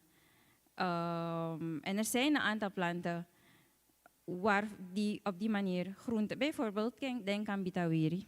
Je plant het 1 keer en je hebt gewoon te veel bitawiri. Je weet niet meer wat je ermee moet doen. Er zijn heel veel van zulke planten. Dus dan stap je af van dingen als paksoi en zo. Dat kan je natuurlijk ook produceren, maar het gaat erom, je moet veel planten hebben die langdurig zijn, waardoor je inputs veel kleiner zijn. Natuurlijk, beweging en ontspanning, ontzettend belangrijk voor mij zeker. Het is mijn hobby en het is erg ontspannend voor de geest. En het stimuleren van een gemeenschapsgevoel. Sinds ik aan permacultuur heb ik echt een community om me heen gebouwd van mensen waarmee ik plantjes en voedselproducten oogst, ruil. En dat creëert eigenlijk een gevoel wat we vroeger al hadden. En ik denk wat echt belangrijk is, omdat we het gemeenschapsgevoel steeds meer kwijtraken in de moderne sfeer. En ik denk het is een ontzettend belangrijk onderdeel van een gezonde gemeenschap hebben, die elkaar op andere fronten ook kan ondersteunen. Dus dat is eigenlijk waar die filosofie nog verder naartoe gaat. Oké, dus dan ga ik even praten over die principes en ik heb wat voorbeelden. Als je mij vraagt, is dit de belangrijkste? Observeer en speel erop in. Dat gaat erom, je hebt een tuin en je ziet een heleboel gebeuren. En eigenlijk moet je daarop reageren als er iets minder goed gaat. Hoe ga je je tuin zodanig inrichten? Welke veranderingen kan je aanbrengen zodat het beter gaat? Of als iets heel goed gaat, dan kun je dat misschien elders toepassen. Dus dat is eigenlijk een continu proces. En naarmate je tuin verandert, zullen je observaties ook veranderen. En iets wat misschien 5 jaar geleden heeft gewerkt in een bepaald deel van je tuin, verandert weer. Dus het is echt een evolutie van jezelf, van je kennis neemt toe, maar je tuin verandert ook. En Vanessa die haalde aan, je hebt een soort bos. En eigenlijk, ja, zoals ik permacultuur doe, is ik werk naar een bos toe, een voedselbos. En een bos groeit van heel lage plantjes tot een heel groot en meerdere lagen. Dus die verandering, dat moet je dus continu observeren en aanpassingen plegen waar nodig. Jij bent eigenlijk, zoals in het bos een aantal dieren zijn die aanpassingen plegen in het ecosysteem. Jij bent dat dier dat rondloopt en hier en daar aanpassingen pleegt, zodat het bos kan blijven functioneren. Een voorbeeld hier is die papaya. We hebben altijd papaya omdat het altijd vrucht produceert. En bomen die heel hoog worden waar we niet kunnen oosten, die laten we gewoon staan voor de vogels. Want de eerste papayabomen die we kregen waren vanwege vogels die de zaadjes in de tuin hadden gepoept. Dus toen dachten we, oké, dan moeten we altijd bomen laten. Ook al kan je het niet oosten, je laat die vruchten voor die vogels om te eten, want dan weet je zeker dat er nog op 20 plaatsen papaya's zullen opkomen. Dus ik plant nooit meer papaya. Dit is hoe wij aan papayabomen komen. In plaats van dat je die boom gaat omhakken omdat je denkt dat je het niet meer nodig hebt. Een gek voorbeeld misschien, maar ik denk dat heel veel mensen dat soort dingen... je denkt het is niet meer functioneel voor jezelf, maar dat is niet zo. Dus je moet dat kunnen inzien. tweede principe is verzamel energie en sla het op. En dat is dus, ik heb daar letterlijk een aantal potjes met opgeslagen energie. Je produceert heel veel. Als een boom eenmaal bloeit, heb je zoveel van diezelfde vrucht of groente dat je het moet opslaan, anders gaat het verloren. En dan moet je het verwerken. En dit soort producten, als heel veel mensen, ook al heb je misschien, denk maar aan wat nu veel voorkomt, is bredebon. Is overal. Wat doen we ermee? Die dingen vallen. Maar je zou het zodanig kunnen verwerken dat we nog de komende maanden bredebon kunnen eten. Ik weet niet als mensen dat doen. Ik zie geen bevroren bredebon in de supermarkt liggen. Of andere producten. En dat is eigenlijk hoe je dan lange termijn kan genieten van je oogst. En dat kan je als mensen, bijvoorbeeld in het gebied tussen hier en Lelydorp, als je door al die straatjes rijdt, al die mensen hebben bredebon. En dus één persoon heeft misschien maar één boom, maar die honderden erven met al die honderden bomen, dat is behoorlijke productie. En dan kan je ook behoorlijk verwerken als er één verwerker is die dat zou afnemen. Zorg voor opbrengst is echt belangrijk. Anders heeft het tuinieren op den duur heb je op den duur geen zin meer. En productie hoeft niet alleen vruchten of groenten te zijn, het kunnen ook bloemen zijn. Dat realiseerde ik vroeger niet hoor, maar nu eindelijk plant ik bloemen. Ik wilde altijd vruchten en groenten hebben. Maar dit is een voorbeeld van productie. En Yams is misschien niet zo bekend in Paramaribo, maar in de veel Marondorpen volgens mij wordt veel geplant. Gigantische wortel. Als je eentje hebt geoogst, dan eet je misschien 5, 6 keer ervan. Je weet niet meer wat je ermee moet doen. Zoete patat, lemmetjes, advocaat, noem maar op. En deze marcousa hier wordt ook geplant door vogels. Heerlijke marcousa. Ik weet niet als mensen het kennen. Anyway, als je geen opbrengst produceert, dan is die investering die je doet in je tuin ook na een tijdje ga je er gewoon moe van worden. En het betekent ook dat ook al ga je toe naar een voedselbos, in alle fasen van de evolutie van je tuin moet je voedsel hebben. Je kan niet pas over 10 jaar voedsel hebben. Je begint met gewassen die ook gelijk voedsel produceren en die ook altijd voedsel produceren, zoals die papaya. Weet je, dus de keuze van je soorten moet zodanig zijn dat je continu voedsel hebt. Beoefen zelfregulatie en accepteer terugkoppeling. Sorry voor de typo. Ja, hier gaat het erom dat je ook moet realiseren dat je niet altijd alles goed hebt. En dat je moet accepteren dat als je iets verkeerd hebt gedaan, dat je moet kunnen corrigeren. Dus het heeft eigenlijk ook dat gedeelte van het observeren in zich. We hadden hier in een savanne geplant. We wilden zien, de bodem is heel rijk aan humus, zoals je ziet. En het is in een dorp waar we vaker gaan. Maar niet vaak genoeg om de tuin te onderhouden. De locatie leek oké. We dachten, laten we kijken wat er gaat gebeuren als je in deze bodem, het is een heel uitdagende bodem om te planten. Natuurlijk is het heel droog. We zijn niet vaak genoeg daar. En dan gaat het gaat niet overleven. Omdat we niet vaak genoeg daar waren. En dat is fijn, you know. We hebben het geprobeerd, het heeft niet gewerkt. Prima. Dan weet je wat je niet meer moet doen. En dus dat moet je ook accepteren. Vanmorgen heb ik ook gerealiseerd dat ik 2 citrusbomen moet verwijderen. Die vroeger heel veel geproduceerd hebben. Maar ze zijn nu door een schimmel geïnvesteerd. En het gaat niet beter worden. Dus dan moet ik ze vervangen. Ik moet iets anders gaan planten daar.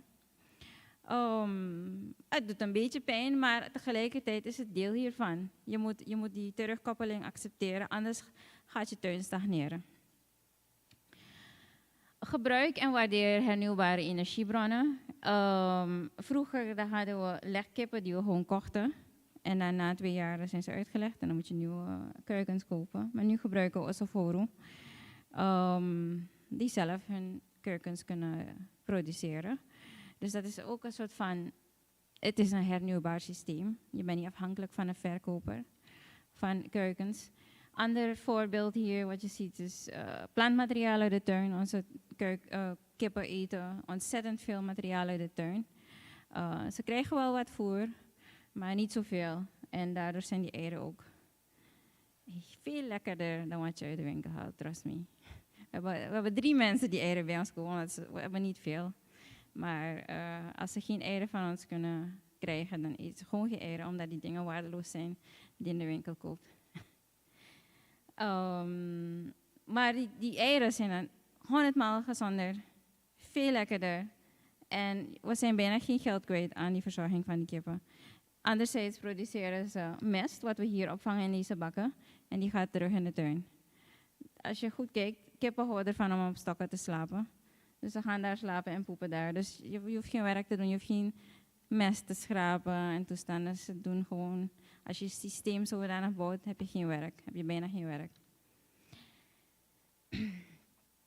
Oké, produceer geen afval. Ja, er is gewoon, in de natuur is er geen afval. En je moet er ook van uitgaan dat in je tuin dat principe wordt toegepast. Dus als je bijvoorbeeld in de kippenren, we gooien veel materiaal daar. Dus er is veel organisch materiaal, veel plantmateriaal dat daar accumuleert. En om de zoveel tijd dan gaan we harken. En dan wordt het bijvoorbeeld onder de boompjes gezet als mulch. Ook al eerder aangehaald. Waardoor je je bodem gezond houdt of gezonder maakt. Ontwerp eerst patronen en daarna details. Dus hier is een voorbeeld van zeg maar bedden die zijn uitgezet. Daar zijn alvast grote bomen geplant. En dan zijn we bezig hier te mulchen met gesnoeid materiaal waar hier later groentebedden komen. Waar je dan meer de details gaat uitwerken. Dus je moet in grote lijnen een idee hebben van hoe je het gaat opzetten.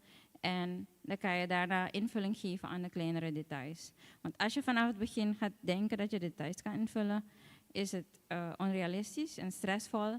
En tegelijkertijd weet je niet hoe je tuin zich gaat evolueren. Dus je moet ook zien van wat gaat waar werken en wat niet. Dus de details kan je ook eigenlijk beter later invullen, wanneer je een beter understanding hebt van hoe die tuin functioneert. In welke gebieden. Een heel praktisch voorbeeld. Sommige gebieden in je tuin zijn warmer, droger. Andere gebieden zijn vochtiger, veel meer schaduw. Dus dat moet je eerst goed begrijpen om de details te kunnen invullen. Omdat planten ook bepaalde behoeften hebben, verschillende behoeften hebben. En hier is dus een uitgebreid, meer in detail uitgewerkt agroforestisch systeem waar je dus bomen ziet en kleinere planten. Integreren in plaats van te scheiden. En daar zie je deze man weer staan. Dit is toevallig mijn man, daarom is hij op een paar foto's. Ik moest foto's zoeken die het een en ander lieten zien. Dit is een oud systeem. 3 sisters of 4 sisters. Dat is mais, pompoen of andere squash soorten. Bonensoorten die worden geplant aan de mais. Om daaraan te klimmen. En je kan een 4e zus eraan toevoegen en dat is zonnebloemen meestal of andere bloemen. De gedachte is dat de mais die groeit omhoog. Die heeft veel stikstof nodig en dus je plant een stikstofbindende plant zoals een bonensoort eraan. Die klimt aan die mais, omdat dan hoef je geen andere stellatie te gaan bouwen voor je vlinderbloemige plant. En de pompoen die bedekt de hele bodem, waardoor je geen onderhoud hebt, grasonderhoud en toestanden.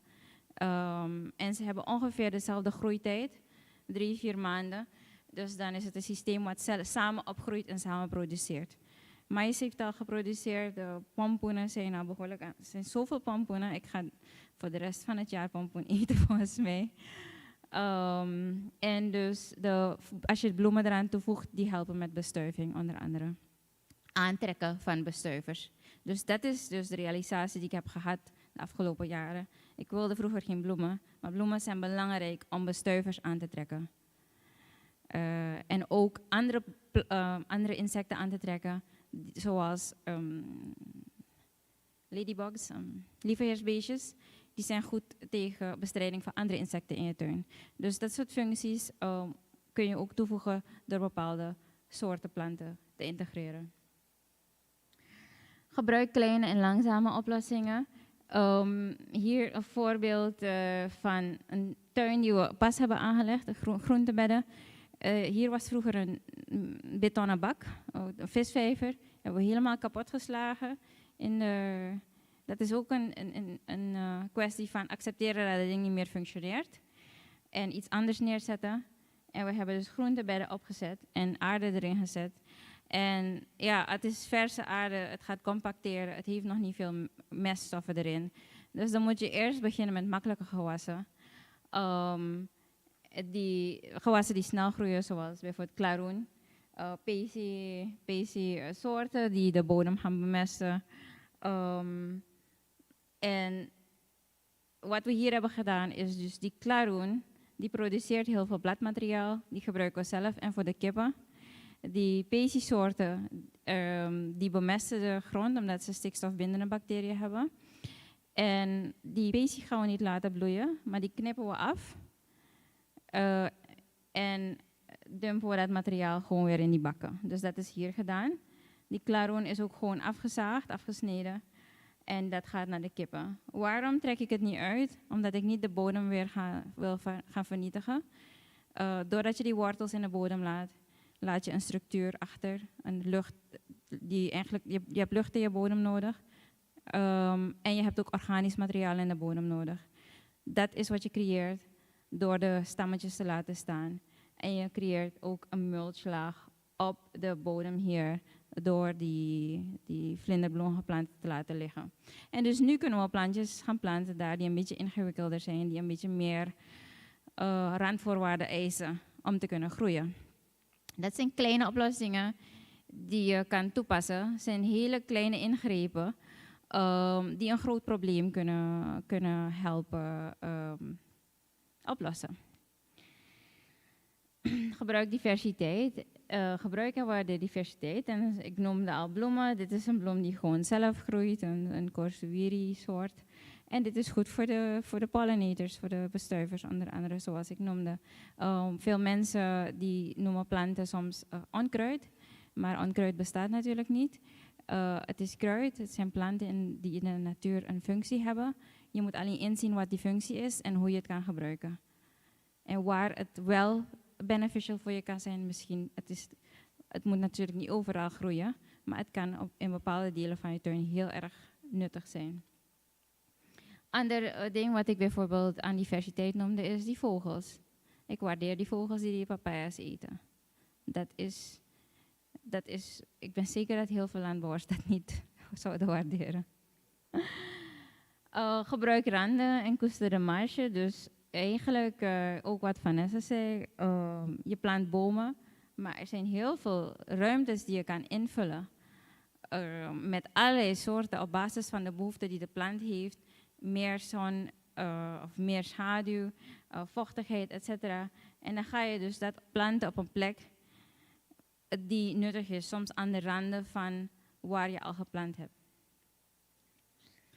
En ik denk dat dit laatste principe is, maak creatief gebruik van verandering en speel erop in. Dus een voorbeeld, dit is een van onze afvalhopen, wanneer we hebben gesnoeid. En omdat er altijd een heleboel gras erover gaat groeien, gooien we een zeil erover, laat het een tijdje echt doodgaan. Of sommige takken beginnen vanzelf te groeien. Dus om dat te voorkomen, dan gooien we een zeil erover. En dan op den duur planten we misschien erin. Je kan aarde erover gooien en dan ook planten. En in zo'n hoop hebben we dus kurkuma geplant. En het is dus gaan drogen, dat wil zeggen, het kan het oosten. En ik ging met deze blauwe teel om te oosten. En toen zagen we, het is veel meer, echt een paar plantjes maar. Hadden we zo verschrikkelijk veel productie. Ik heb verschrikkelijk veel mensen verdeeld. Dus wat veel mensen misschien zouden doen nadat ze hebben gesnoeid, is dat ding in plastic zakken zetten en voor de vuil ophalen. Maar je kan geweldig veel produceren door dat materiaal te gebruiken in je tuin voor de productie. Dus gewoon creatief zijn. En anders willen denken over wat je kan doen met die producten uit je tuin. Om te komen tot de ethische waarde van permacultuur is zorgen voor de aarde. Dat is erg belangrijk in je tuin. Je tuin moet zodanig worden opgezet dat je ervoor zorgt dat het geen schade, hoe noem je dat? It doesn't destroy the world. Maar dat je juist positief effect hebt op de aarde. We hebben nu zelf een kapassie die op ons erf woont. Wat best wel uniek is, denk ik. Zorg voor een eerlijke verdeling van voedsel. Weet je, dat je niet alleen maar voor jezelf, maar dat je echt ervoor zorgt dat mensen in general kunnen leven. En zorg voor de mensen om je heen, voor zover je kan. Dus wij verdelen altijd heel veel, of we ruilen. Ik verkoop niks. Alleen die eieren. Maar de rest verdelen we. Oké, dus tot slot, voedsel is een basisbehoefte. En eigenlijk moeten we, als je niks anders hebt, moet je voedsel hebben en je moet onderdak hebben. Dus eigenlijk moeten we ervoor zorgen dat we altijd voedsel kunnen produceren. Ook in een veranderende wereld waar je zaken die al zijn aangehaald, weet je hebt alle internationale crisis, nationale crisis, moet je in staat zijn om ervoor te zorgen dat je kunt eten en gezond kunt eten. En dus dan moet je op creatieve manieren te werk gaan om te kunnen voorzien in deze basisbehoeften. En eigenlijk zei ik het al, sommige dingen deden we al. En we zijn gewoon afgestapt van de manier van leven. Dus we moeten soms moet je teruggaan om vooruit te gaan. En ik denk in dit geval zeker. En diversiteit creëert veerkracht en voedsel in alle seizoenen. Veerkracht wil zeggen dat als de ene het niet goed doet, dan kan de andere het wel beter doen. En ja, dit had ik al eigenlijk uitgelegd, dus dat ga ik niet opnieuw doen. En hier een lijst, we hebben een stukje land, ons erf. Dit zijn de planten die we op ons erf hebben. En ik ben zeker dat we een aantal zijn vergeten. Dit zijn de soorten. Dit zijn allemaal bomen, dus we gaan op den duur echt een bos. Nou ja, het is het is een jong bos, waarvan nog lang niet alles in bloei is. Maar er zijn hier meer dan 150 soorten, variëteiten. Zoals je kunt zien hier, hebben 3 variëteiten, of 3 soorten. Sweet bonky, dus je ziet, sommige zijn meerdere variëteiten en soorten. En ik ben nog lang niet tevreden met de diversiteit. Maar ruimte begint een challenge te worden nu. Maar hiermee weet ik dat ik over 5 jaar waarschijnlijk nooit meer iets te eten hoef te kopen. En waarschijnlijk gaat mijn hele buurt gratis eten. Ja. Dat is mijn presentatie. Dank u.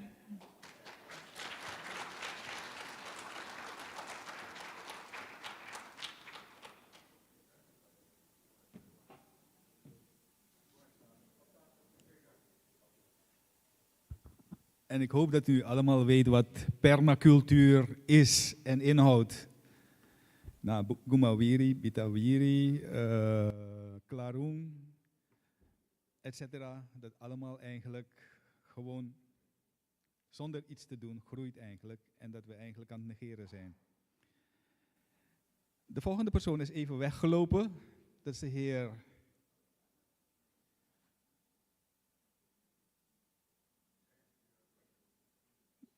Oh, hij is even naar het toilet toe. Hij gaat even praten over alles wat we vanavond besproken hebben en over de samenwerking van al die ideeën die bij elkaar moeten komen met de regio. Als er dan vragen zijn, kunt u de vragen daarna gelijk stellen, of aan hem, of tijdens de vraagstelling ook de naam van degene opnoemen aan wie u de vraag eventueel stelt.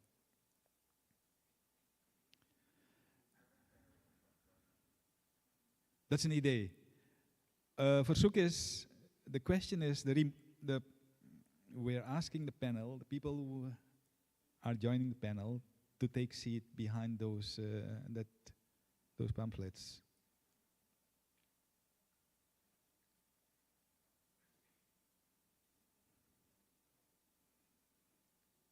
Zoek een plek voor mevrouw Hok. Nee? U werkt bij het PTC. Ik vergiste me daarnet. Ja toch? Oh, u hebt gewerkt. U heeft gewerkt. Niet meer. Nou, u heeft nu dus tijd dus om na te denken over eventuele vragen die er gesteld gaan worden. En dit allemaal in het kader van dus dat UNASAT wil proberen om de opleiding op te zetten richting grote vraag van afgestudeerde studenten richting masters en eventueel andere nieuwe opleidingen die opgestart moeten worden en die eventueel kunnen voorzien in behoeftes. Meneer Menke, we zitten op u te wachten. We weten dat u naar het toilet bent geweest. Ik wil u vragen om gelijk door te lopen en hier naartoe te komen. Om u de samenwerking in verband met... Oh. U zit ook in het panel, dacht ik. Ja. Nou, het is dus nu even omgekeerd. We gaan de vragen beantwoorden die er hopelijk zijn. U kunt uw hand opsteken en dan is er een microfoon die er naartoe kan. Dan is er iemand daar met de microfoon. Er is nog iemand daar met een andere microfoon die dan eventueel de vraag via de luidspreker kan. De vraag is... Ja, daar hebben we de eerste vraag. Ja, goedenavond. Food security. A lot of food is wasted. Isn't the problem really getting the food to the persons? I mean, you say in 60 years there's not going to be enough food for everybody, but isn't it just a question of getting the food to the people? Isn't it a logistical issue as well? Thank you. Wie zou u die vraag willen stellen? The question is for the food security, the people who just discussed the food security. Janaïna, Mr. Menke and Mr. Van Kanteren maybe. Janaïna Dines. Yes, thank you for the question. I don't know if we are going to answer after each question. Yes, we don't have a round of questions. Okay, I will answer directly. Thank you. You were asking if the problem is, I didn't, if you could repeat. It's yes. not the fact that there's not enough food, it's the fact that the food doesn't get to where it needs to be. And a lot of it is wasted. Yes, I didn't mention, I think I mentioned very, not to give attention to the problem also of waste during all the stages of the production chain. But that's it, because it was a short presentation, but it's the problem of security definitely is not a problem of lack of products, lack of production. We have production for the population. It's not, the question is that logistics, we don't have the equation to, like we have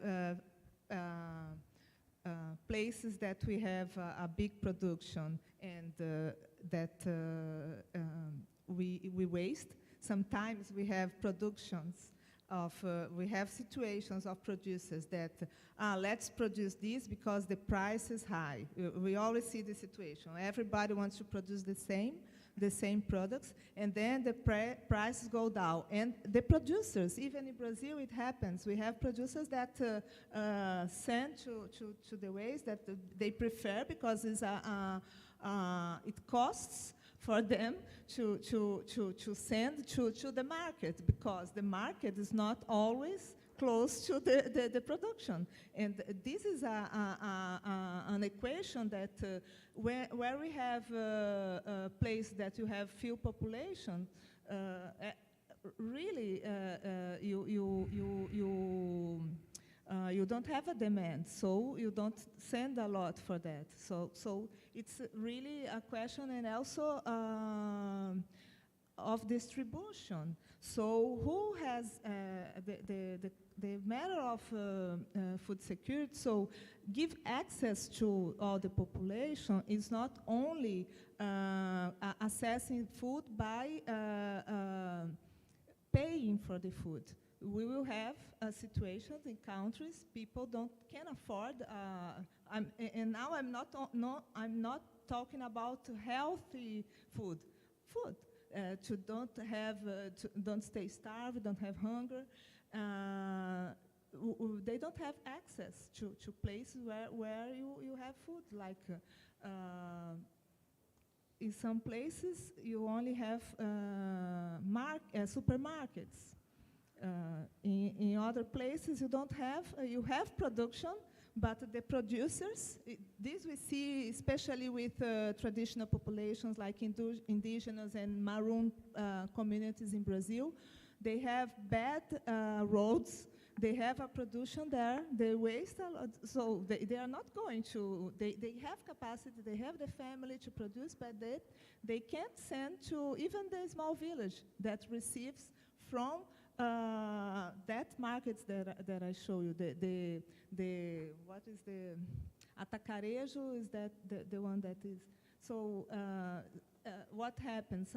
We see that it has to have an intention to give access to people in this kind of promoting markets, even if it's not permanent markets. What we see in rural communities, for example, the government or the municipality gives the transport for those producers to if you ask to produce, you need to give access to market also. So, or have information about what is being demanded. So that's why we are talking also about the importance of communication. One example, in some aisles of Belém, not only for açaí, for Podociri, but what is a revolution not only for selling products, but the WhatsApp as a tool for communication, for having people having access to communications, so they know. But one of the huge problems is really how you send a food from a place to another. So we have to invest in creative solutions, and it's not only they have to go every day, no. There are examples of solutions of giving access in other situations. I don't know if it was in this sense that you were talking. Thank you. Oké. Bent u tevreden met het antwoord? Okay. Thank you. Volgende vraag. Ik heb een vraag voor mevrouw Landburg. We hebben op dit moment, dacht ik, gaan we richting 8 miljoen mensen op deze aarde. En nu in Suriname wordt nu ook al gedacht aan het bouwen van flats, waar mensen op elkaar gaan wonen. Hoe ziet u dat in uw permacultuur gedachte? The question also for the English-speaking people. We have at the moment, in 1950 we had about 4 billion people on Earth. Now we're heading towards 8 billion. And my question is, how do we introduce the good ideas of permaculture in that development? Ja. Nou, ik heb natuurlijk geen ervaring met op grotere schaal dit uitvoeren. Maar zoals ik eerder aanhaalde, dat voorbeeld van die Bredebong, tussen hier en Lelydorp, als je rijdt Magenta, elke zijstraat heeft men Bredebong. Er zijn heel veel mensen met een erf. En vroeger had iedereen op een erf bomen. En dat zorgt voor een basis voor voeding. Dus ik weet niet of je permacultuur op een hele grote schaal gaat kunnen toepassen. Maar ik weet zeker dat als heel veel mensen het op een kleine of middelmatige schaal toepassen. En het hoeft niet eens een hoofdactiviteit te zijn, maar het kan. Dat je al heel veel voedsel kan produceren. En ja, de populatie blijft groeien. Maar zoals ik eerder zei, als we nog steeds afhankelijk blijven van voedselproductiesystemen die alleen maar de bodem vernietigen en het milieu vernietigen waarin voedsel moet groeien, dat gaat niet blijven werken. Dus we hebben geen keus om andere systemen toe te passen waar we op lange termijn voedsel kunnen produceren. En dan moeten we goed nadenken over hoe we dat gaan toepassen. En ik doe dit nu nog als hobby. Ik ben begonnen als hobbyist. En dat is ook een reden waarom ik vorig jaar heb gezegd, nou, ik moet eindelijk een training gaan volgen om een beetje serieuzer dit ding aan te pakken. Als ik misschien op den duur dit op een andere manier wil gaan gebruiken, deze kennis. En voor mij was het vooral belangrijk begrijpen hoe permacultuur werkt in Suriname. En ook identificeren welke systemen we in Suriname al hadden, die eigenlijk ook op dezelfde principes waren gestoeld. Dus ik weet niet of ik uw vraag heb beantwoord, maar in ieder geval, we moeten gewoon anders gaan denken over onze voedselproductie. En elk individu is verantwoordelijk in zekere zin om na te denken daarover. Want als we denken dat het ergens vandaan gaat komen, dan is het te ver. Je kan je voedsel niet te ver afschuiven van je eigen verantwoordelijkheid, denk ik. Nee, bedankt. Ja hoor, ik doe zelfs ook aan permacultuur. Alleen die kippen heb ik nog niet. Maar ik heb wel een brede boom. Ik heb wel een brede boom voor me. Ik weet niet of mijn buurman zo erg blij zal zijn met die kippen. Maar kippen hebben we eigenlijk ook niet, omdat we veel reizen de afgelopen tijd. Vandaar dus dat die kippen eigenlijk die zorg nodig hebben. Questions from Mr. Ik wil even wat toevoegen. Kan ik even wat toevoegen? Ja. Ja. Inderdaad, het is niet altijd leuk als je buurman kippen kweekt. Die hanen vooral zijn vervelend. Maar er was zo net een systeem uitgelegd. Ik denk dat die vragen die tot nu toe zijn gesteld, dat heeft ook te maken met het veranderen van een mindset. En dat neemt tijd. Maar ik wilde toch even iets belichten wat Shanaina heeft gezegd. Want misschien was dat niet helemaal duidelijk. Maar ze hebben in Brazilië ook heel wat family markets. En er is een systeem waar je bijvoorbeeld upfront betaalt. Dus je hebt een paar producenten. En je begint te betalen voor 6 maanden. Waarbij de afspraak is dat elke week die producent een maand brengt met wat op dat moment is geproduceerd. En dan kan jij als individu, meestal is het zo, je bent lid van zo'n vereniging of een activiteit, maar jij gaat ook niet alles kunnen gebruiken, toch? Dus zo gebruik je wat jij kan gebruiken, je verdeelt de rest of je kan het ook verkopen. Ja. Waardoor die voedseldistributie iets beter wordt. Maar ik denk dat die vragen die zijn gesteld om het helemaal te veranderen, dat is een hele andere mindset en dat gaat tijd nemen. Oké, nee, het was alleen maar bedoeld om te kijken of ook verder gedacht is. Ik doe er namelijk aan, want ik weet precies waar. Bij ons staat die papayaboom er ook. Er staat ook die papayaboom voor de vogels. Maar ik weet ook waar ik de pieren moet gaan halen om als ik wil gaan hengelen en al dat soort zaken. Dus die hele keten die is inderdaad vanuit oudsheid gekomen en het is inderdaad aan het veranderen, aan het verdwijnen eigenlijk. En dat is eigenlijk jammer. De volgende vraag stellen. Ja, eigenlijk voor mevrouw Hok. We kennen eigenlijk de traditionele landbouw gebeuren in het binnenland. We mogen jammer genoeg dat woord niet meer gebruiken. Maar ze verhuizen. Hè? En ik dacht dat ik... Kun je de microfoon iets dichter bij uw mond houden? Ja, ik dacht dat ik heb begrepen dat ze nu langer blijven op één plaats. Dus ze zijn toch nog bezig met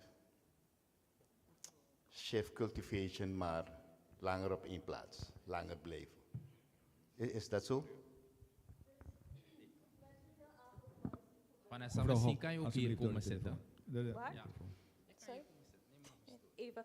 Dus met het heel agroforestry gebeuren proberen we ze eigenlijk te motiveren om langer bezig te zijn op één stuk grond. Maar het is nog steeds zo dat ze aan shifting cultivation doen. Dus dat ze een paar jaar of heel kort op één stuk grond blijven. En wanneer die bodem niet meer vruchtbaar is, dan verhuizen ze naar een nieuw stuk grond. Maar met onze activiteiten proberen we die mindset juist een beetje te veranderen om langer op één stuk grond te blijven. Ja. Dus eigenlijk verandert er niks, want het is eigenlijk hetzelfde systeem, alleen blijf je langer. Want als we weggaan en de bodem is uitgeput, wat gebeurt er dan? Volgens mij heb ik uw vraag niet zo goed begrepen. Kunt u het even herhalen? Nee, dus wat men vroeger deed in het binnenland, was gewoon een stukje bos kappen in die hellingen, er wordt geplant. 2 jaar en dan 2 jaar, verhuizen. een jaar. En door erosie is de bodem dan uitgeput, dan verhuizen ze. Dan gebeurt er zelf ook nog rare dingen met dat stukje grond, want het is helemaal geërodeerd. Maar ik heb begrepen met die agroforestry dat mensen langer blijven. Ik had gehoopt dat u zou zeggen, ze blijven permanent op dat stukje land. Want u zei het net, de bodem raakt uitgeput en dan verhuizen die mensen weer.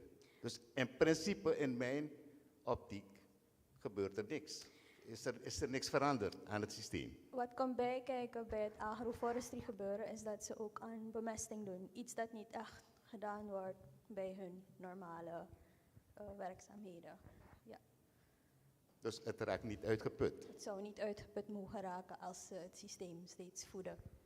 Maar dan kan mevrouw Landburg komen toch met haar permacultuur, dat mensen daar blijven. Nee, maar het is iets ernstig hoor. Ik heb het meegemaakt. Ik heb dus die systemen meegemaakt en het heeft rare gevolgen voor dat stukje bos die ze hebben opengekapt. Gelijk een vraag daarachter. Eigenlijk die meneer eerst, maar gaat u gaan. Goedenavond. Als je even wacht. Ik heb ook een vraag voor Vanessa. In het lijstje van agroforestry dat jullie toepassen in het binnenland, had je het over de gliricidia. Ik vraag me af wat de functie daarvan is. Die gliricidia geeft stikstof aan de bodem. Dus als je die bladeren weghaalt en het dan op de grond zet, is het een stikstofbron voor die bodem. Ja. Ogenblikje, ik ben zo meteen aan de beurt meneer. Ogenblikje, ik wil het. U kunt de microfoon doorgeven aan die meneer dan. Ik ben erg ondeskundig op dit terrein, maar die vraag van net heeft me erg confused, omdat ik 2 jaar geleden een artikel las, ik dacht dat het van de WHO was, dus ik moet echt gaan duiken in die materie, waarin werd aangegeven dat de zogenaamde roofbouwcultuur niet roofbouw is, maar over een periode van 100 jaar juist het meest duurzaam is. Dat wat de traditional people deden, waarvan wij dachten 100 jaar lang of 150 jaar lang, dat het roofbouw was, dat het over die periode juist beter is, omdat ze ongeveer 25 jaar wegbleven van dat gebied en na 25 jaar is dat gebied hersteld. Shifting. Maar wat wij doen... Shifting eigenlijk dus. Ja, ik weet dat die nieuwe naam, maar omdat ik het op school heb geleerd als roofbouw en we mogen dat niet gebruiken, wil ik het bewust gebruiken, omdat ik dus nu begin te leren dat het niet waar is. Hele grote stukken arealen wegmaaien van bomen, dat is roofbouw. Wat we nu doen is roofbouw. Dus het is een vraag hoor, want ik ben niet deskundig op dit gebied. Het is het dus denken, ik dat weet niet begrijpen of meneer Hok of iemand anders hierop kan reageren. Mevrouw Hok. Meneer Van Kanten. Meneer Van Kanten. Ja, inderdaad, die term roofbouw is misplaatst. Het is in dit geval zwerflandbouw. En dat is een systeem wat al eigenlijk voor Christus werd toegepast. Maar het komt erop neer dat je op een klein stukje land verbouwt en dat je het dan weer overgeeft aan de natuur om terug te nemen, letterlijk en figuurlijk, waardoor je het na een poos weer kan gebruiken. Wat je wel krijgt is dat je op een gegeven moment, als je te veel mensen hebt in een bepaald gebied, dan wordt die cyclus steeds korter. En dan heb je een neerwaartse spiraal. Wanneer we het hebben over die agroforestry systemen, dus je probeert, oorspronkelijk is het zwerflandbouw, en je gaat wat verbeteringen aanbrengen aan het systeem, waardoor inderdaad, hoe meer je richting mevrouw Landburg komt, hoe permanenter het wordt. Maar we moeten serieus gaan nadenken over, als je kijkt naar de landbouw, hoe het wordt uitgevoerd in het binnenland. Je hebt bijvoorbeeld een dorp en de invloedrijke families hebben dan gronden die vlakbij het dorp zijn.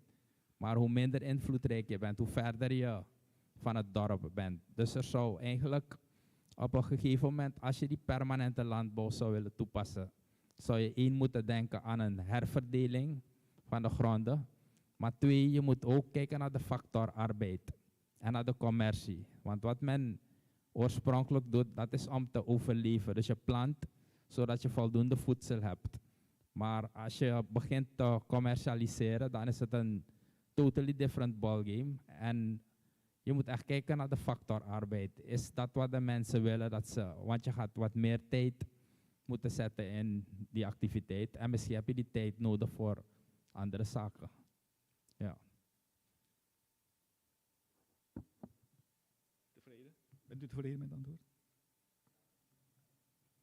De volgende meneer, die was u. Ja, goedenavond. Mogen we weten wie u heet? Ja, ik kom met wie ik ben. Ik heb vele namen niet gehoord van de andere mensen, dus ik dacht misschien is het niet nodig. Sorry. Ik ben George Lazo. Ja. Ik ben voorzitter. Ga u gang. Ja? Ik mag? Ja hoor. Oké. Ik ben George Lazo, voorzitter van de Associatie van Binnenlandse Industriëlen. En wij praten over industrie, omdat wij geloven in grootschalige aanpak. We zijn nu bij UNASAT, is een HBO-opleiding, om mensen op te leiden om een bijdrage te leveren aan Suriname. Ontwikkeling. Oké. Landbouw zie ik als een verdienmodel voor het land Suriname. Daarom zijn we hier naartoe gehaald, uit verschillende delen van de wereld. En dat land hebben we nog. En dat land benutten we niet. Niet op de manier waardoor het permanent oplevert wat we nodig hebben om duurzaam door te gaan. De mindset voor landbouw kan misschien zijn te verdienen voor Suriname om die verdere ontwikkeling ter hand te nemen. Hoe denkt UNASAT dat over te brengen aan de private sector met de studenten die hier worden opgeleid? Dat is de vraag. Een vraag die normaal gesteld zou zijn aan de directeur van UNASAT, die op dit moment vanwege ziekte niet hier is, maar die vraag wordt wel beantwoord. We gaan even kijken wie zich geroepen voelt om daar antwoord op te geven. Je hebt de oud-directeur, je hebt de voorzitter, je hebt meneer Menke en je hebt meneer Van Kanten.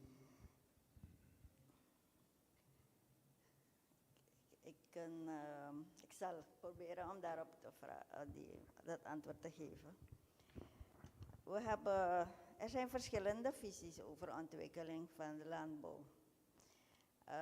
In dit context praten we over Microfoon is dichter bij je mond. Food security en minder over commercialiseren van landbouw. We hebben de rijst gecommercialiseerd, we hebben veel dingen gecommercialiseerd. Als we zien wat er nu geteeld wordt in Suriname, dan is het sterk achteruit gegaan. En het heeft allemaal zijn oorzaak in management, landgebruik. Maar food security is niet alleen planten, want eigenlijk wilde ik daarop verder ingaan. Het is een complexe aangelegenheid. Er zijn een heleboel factoren die voedselproductie beïnvloeden. Als ik denk aan het klimaat, we praten over overstromingen, meer regen, droogte, bodems die zodanig zijn verzwakt, geërodeerd. Die hebben allemaal een invloed op de teelt van gewassen. Inderdaad heb je die logistieke vraagstukken, de prijs van voedsel, de kwaliteit van je voedsel, wat geteeld wordt. Want ik neem aan dat als we kijken naar de verschillende gebieden in Suriname, de rurale, de kustvlakte, het achterland, mensen hebben een bepaald dieet dat ze hebben ontwikkeld in de tijd dat van hun eigen cultuur en hun eigen omgeving afkomstig is. Ze hebben een bepaalde balans in hun leven met hun dieet. Nu worden alle soorten nieuwe gewassen en nieuwe voedingspatronen geïntroduceerd. En dat brengt afhankelijkheid van voedsel, het brengt heeft andere consequenties op die gemeenschappen of je leefgemeenschappen. Daarnaast hebben we ook gezien, of tenminste mijn observatie, want ik was ook bezig in het binnenland, bij bepaalde dorpen, dat mensen wegtrekken uit die dorpen.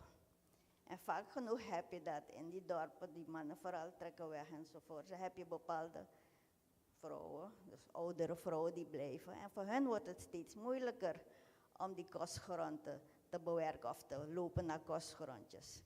Dus in de tijd, dat praat ik over 20 jaar geleden al, was er een vraag ingediend, een verzoek gedaan, bij ICA met name, om over te gaan naar permanente teelt. Maar zoals Rudy uitlegde, die complexiteit van land in het binnenland is moeilijk. Misschien is die vraag niet begrepen hoor. Nee, ik kom nog op die vraag van u. Ik leg even uit wat food security is. Dus wij, want je praat over verschillende teeltsystemen die allemaal gelinkt zijn aan die bodemtypes die er zijn. Dus als je praat over een grootschalige ontwikkeling, dan ga je naar een type moeten gaan kijken dat geschikt is voor dat gebied.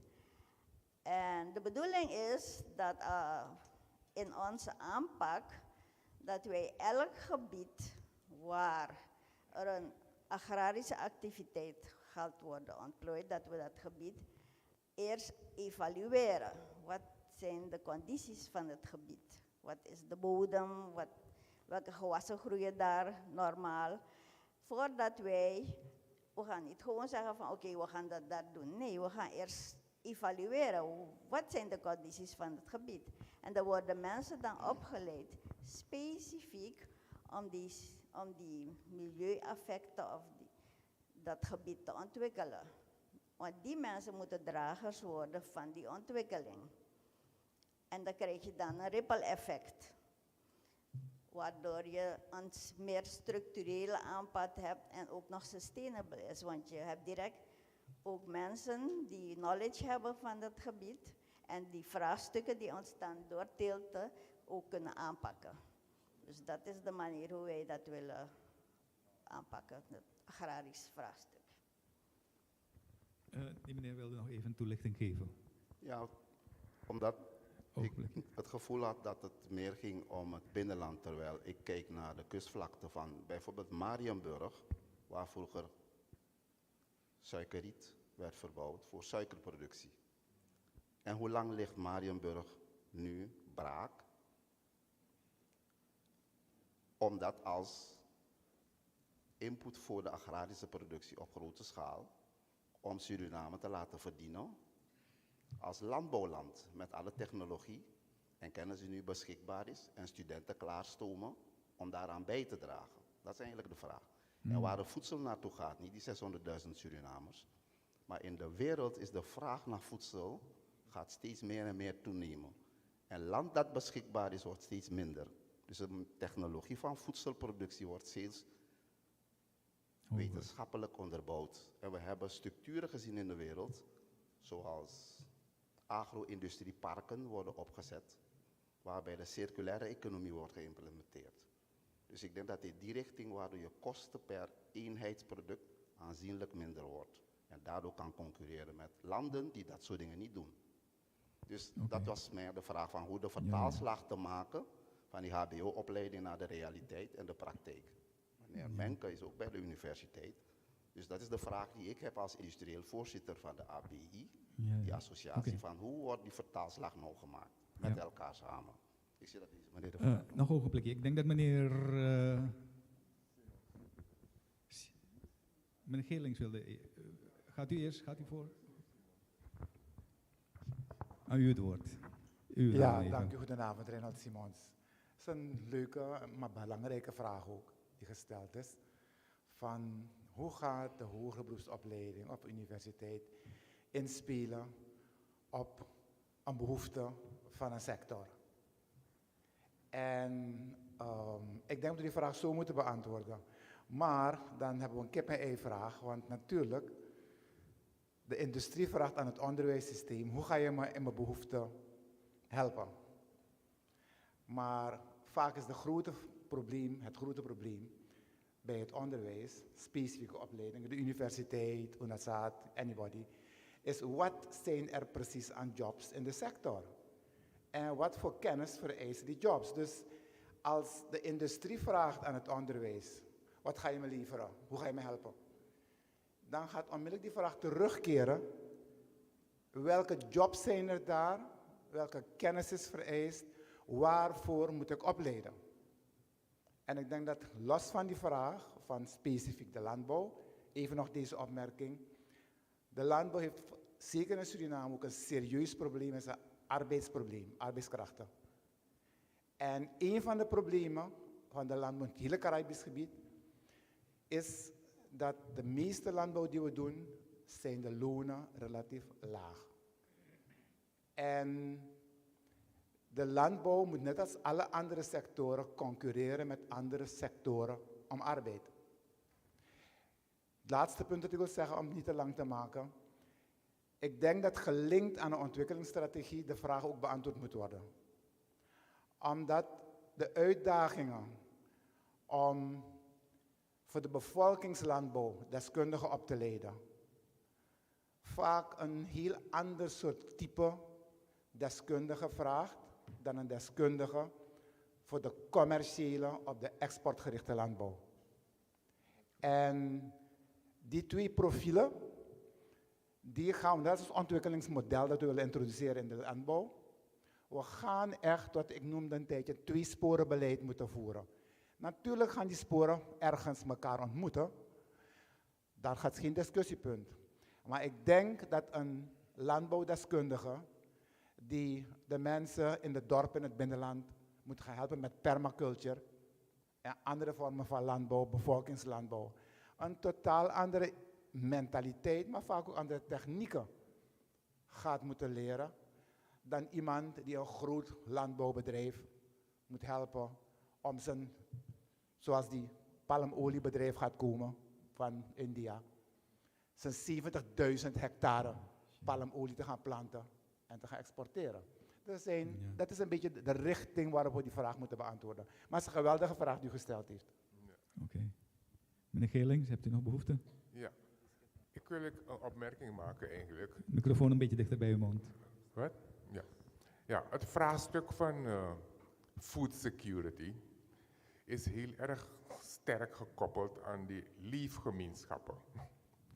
Als we bijvoorbeeld moeten kijken, Suriname vergeleken met de omgeving van New York, dan kun je niet zeggen van ik ga daar permaculture doen of weet ik veel wat anders. Want die honger daar, die stijgt onafhankelijk van wat dan ook en is totaal afhankelijk van de toelevering van voeding van ergens anders. Dus het vraagstuk ga je daar niet zomaar kunnen oplossen. Ik denk dat we met alle respect voor onze kennis en vaardigheden, moeten we eerst gaan kijken naar ons eigen land. We moeten niet beginnen met luister, we gaan de voedselschuur worden van het Caribisch gebied. Als we 3 miljard aan voedingsproducten per jaar moeten importeren. Terwijl wij, als ik mijn Google-kaart pak en ik kijk rond Paramaribo, dan is bijna 85% is arable area. Als ik kijk naar Coroni, is bijna 90% is landbouwgrond. Als ik kijk naar overal waar je in Suriname in het kustgebied kijkt en in het zuiden, verschilt dat ook niet zo erg veel. Is het alleen maar landbouwgrond. Dus wat het probleem daar is meer een attitude.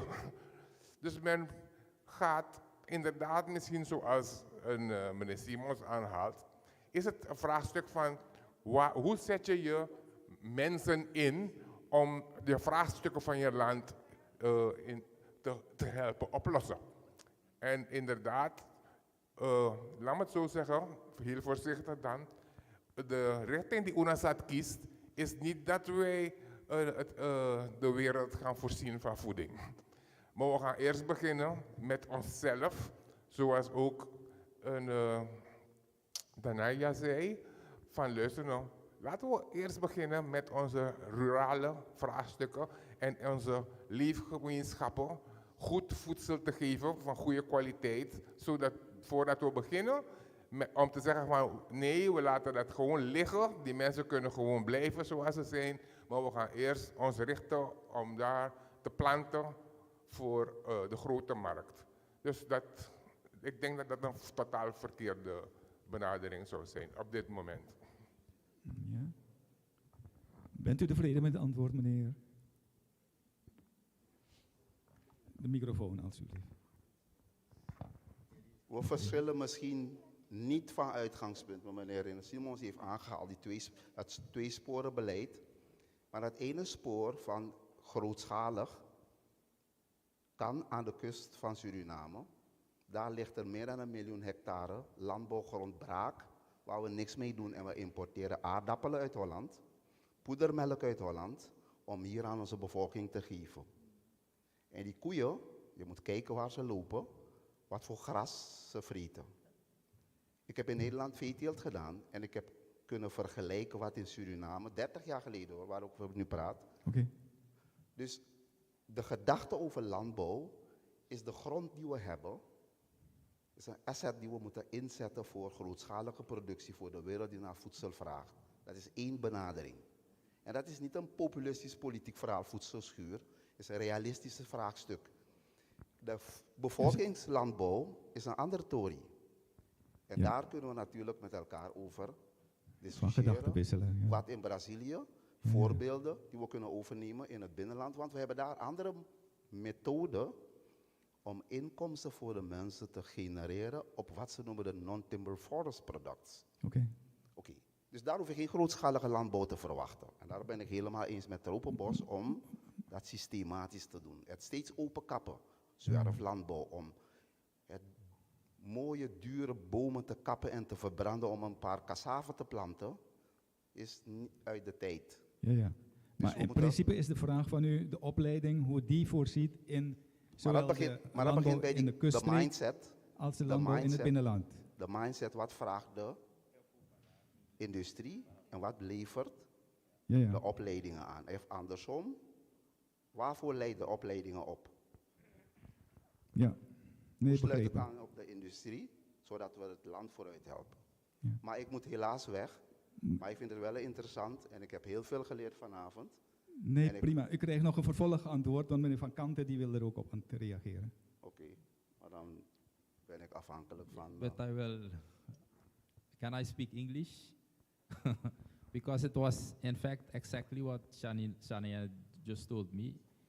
It's a quite complex problem, but you can also start developing the rural areas to, let's say, you develop a system of agriculture where there is a better circulation of products in the rural areas, and then slowly you also go to the cities and the larger centers. I'm talking about Suriname, and I think that is exactly what Glenn also told us, because if you look at the reality, you have some children who go in the rural areas to the school and they don't have anything to eat.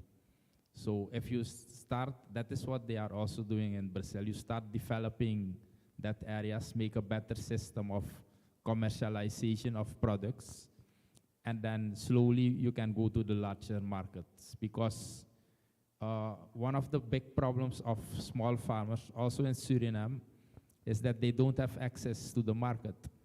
I know, for example, people in the hinterland, they have sneestaya, which is a lot more healthy than the potatoes, the second-class potatoes which we import. And also ginger, they are throwing it away, the products, because they don't have access to the market. And if we try to solve these questions, we are already one step further. Can I talk? I didn't understand all the conversation, but I asked some parts.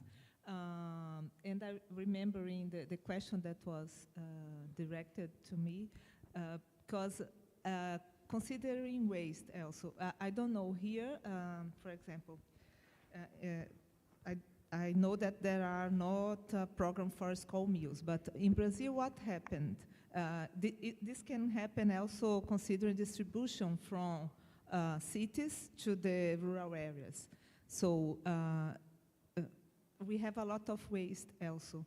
In Brazil, a lot of transportation is done by boats, and it takes days and days, and the quality of the food that is bought.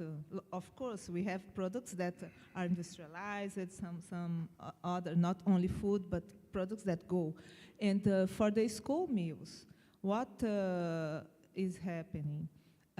There are municipalities that, I didn't mention here, but the government put a law, established a law that at least 30% of the supplying of the schools should be bought by family farmers, prioritarily from local. If not, the local don't have production, for the regional and then from other regions. And also, especially in very far, we have communities that have difficult access, especially Maroons and indigenous, the quilombolas in Brazil. And they started doing a diagnosis to know what they produce, to don't have to travel from the city to the village. And all of them are farmers, practice even small agriculture. They are workers. I only catch that there are few workers here, but we consider that farmers are workers. I don't know what is the legislation here, but we have they can have legally aposentadoria is retired. They can be retired. They have rights. So we consider in the work force, or they are considered. So they even if they produce for subsistence, but they could also produce more, of course. And those programs of food acquisition from the government and for the school meals that was established in 1949, but was centralized only in 2007, I think, they started buying from family farmers. Before was from, and this is also a program that incentivizes the qualification of the products, the qualification of the management of their plots, of their business even. This is what is the intention. Yes, just to, I didn't catch all the conversation, but just to give one more information. Zo, meneer, u bent er iets wijzer uit geworden, niet helemaal denk ik, want uw vraag was zuiver opleidingsgericht. Ja, aansluitend op de productie, hè? Ja. En de grootschalige productie. Maar de vraag is individuele benadering. Dat is mijn aansluiting op de opleiding. Ja. En dat andere, dat gaat gebeuren, maar daar heb ik niet zoveel vragen over. Zwerflandbouw, daar heb ik weinig zicht op. De grote vraag naar voedsel, hoe we dat gaan benutten. Ja. Dus Dan heb ik zelf nog een vraag. Maar ik moet helaas weg, sorry. Oké. Een vraag aansluitend hierop, op die grote voedselproductie die meneer aanhaalde. En die is bedoeld voor de 3 eerste mensen daar zo. We hebben op dit moment producties vanuit Brazilië, voornamelijk voor Europa, voor de veehouderij. En we hebben productie van meel in Oekraïne voor deze kant. Is er al een idee opgekomen om dat evenwichtiger te gaan verdelen en te bekijken in de wereld? Want ik denk ook dat die boeren in Oekraïne die uit Nederland zijn vertrokken om daar te gaan boeren, die voedselproductie ook hier in de tropen zouden kunnen doen. Meneer Menke. Of meneer... Er is namelijk een disbalans in plekken van produceren. Kijk, het is inderdaad is een beetje, het heeft ook te maken met beleid. Want als ik kijk bijvoorbeeld naar Treffy, we hadden in 1990 alle voorbereidingen getroffen om 20.000 hectare soja in Suriname te planten. Onder andere voor veevoeder, voor olie, etc. En men wilde toen, let wel toen, geen lening nemen. Dus het is niet doorgegaan, dat plan. Maar het is, je moet lange termijn inspelen op bepaalde ontwikkelingen. En ik denk niet dat je zomaar ineens, dus nu er ineens geen mail komt van Oekraïne in dit geval, of dat het wat duurder wordt, dat je dan een verandering kan brengen. Je moet het echt gaan plannen. Maar misschien, zeker in de long run bekeken, zou het inderdaad handig zijn als we bijvoorbeeld, we kunnen ook veel meer uit onze cassava halen. En dat men zich daarop gaat richten. Yeah, part of it in English, so that Mrs. Tinas can also... No, basically the question was this.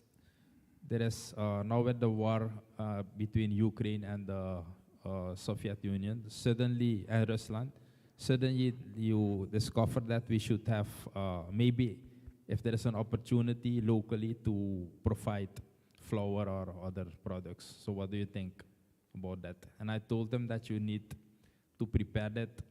It's a long-term approach. You cannot suddenly change the things. But what do you think? Is there an opportunity for Suriname to provide products since the flour from Ukraine is now not accessible? Also in line that Brazil is using most of the soya for Europe. Soybean, also soybean for cattle. Yeah. But do you have a production of flour here? No. Flour? No, Was- no. It was more or less towards Brasilia. Yes, even in Brazil we have a few because it's not a region of. That's it. We have only in the south. Yes, and we are not. That's one product that we are not self-sufficient in flour. And what is related to flour is it's interesting because we have all the one history of introduction of flour in the Americas because it's not a native product. It's an opportunity also to develop others, but we are, I'm not only saying here, all the countries that were colonized by Europeans, flour was introduced. It's not something that, but I'm not telling that we need to change but it's only one situation of trying to innovate. Yes, it's a possibility, but like Embrapa was the Brazilian enterprise of research for agriculture, developed soya adapted to the Cerrado, is the savanna region, but years of research. And this is important, like when we see the role of education and research systems to add, to support, to give solutions, not immediate solutions, some of them, but long-term, medium-term, like education is something that really is important. So universities, like I showed also, federal institutes of technology, private and public institutions need to prepare people, but not all the people of a country go to the university, so we have to also have training and formation adapted to these demands. We have to prepare. We have even in rural sectors, they even think about schools that are adapted to the reality of that regions. It's really a challenge. In Brazil, we closed a lot of rural schools, and people leave rural areas to go to the cities. That's what's happening, yes. Okay. Meneer Rusland, had u nog een vraag? Ik had eigenlijk nog een aanvulling. Oh, sorry. Voordat u aan de beurt komt. Yeah, so one of the things that I noticed when I did my training in Trinidad was that they did a lot of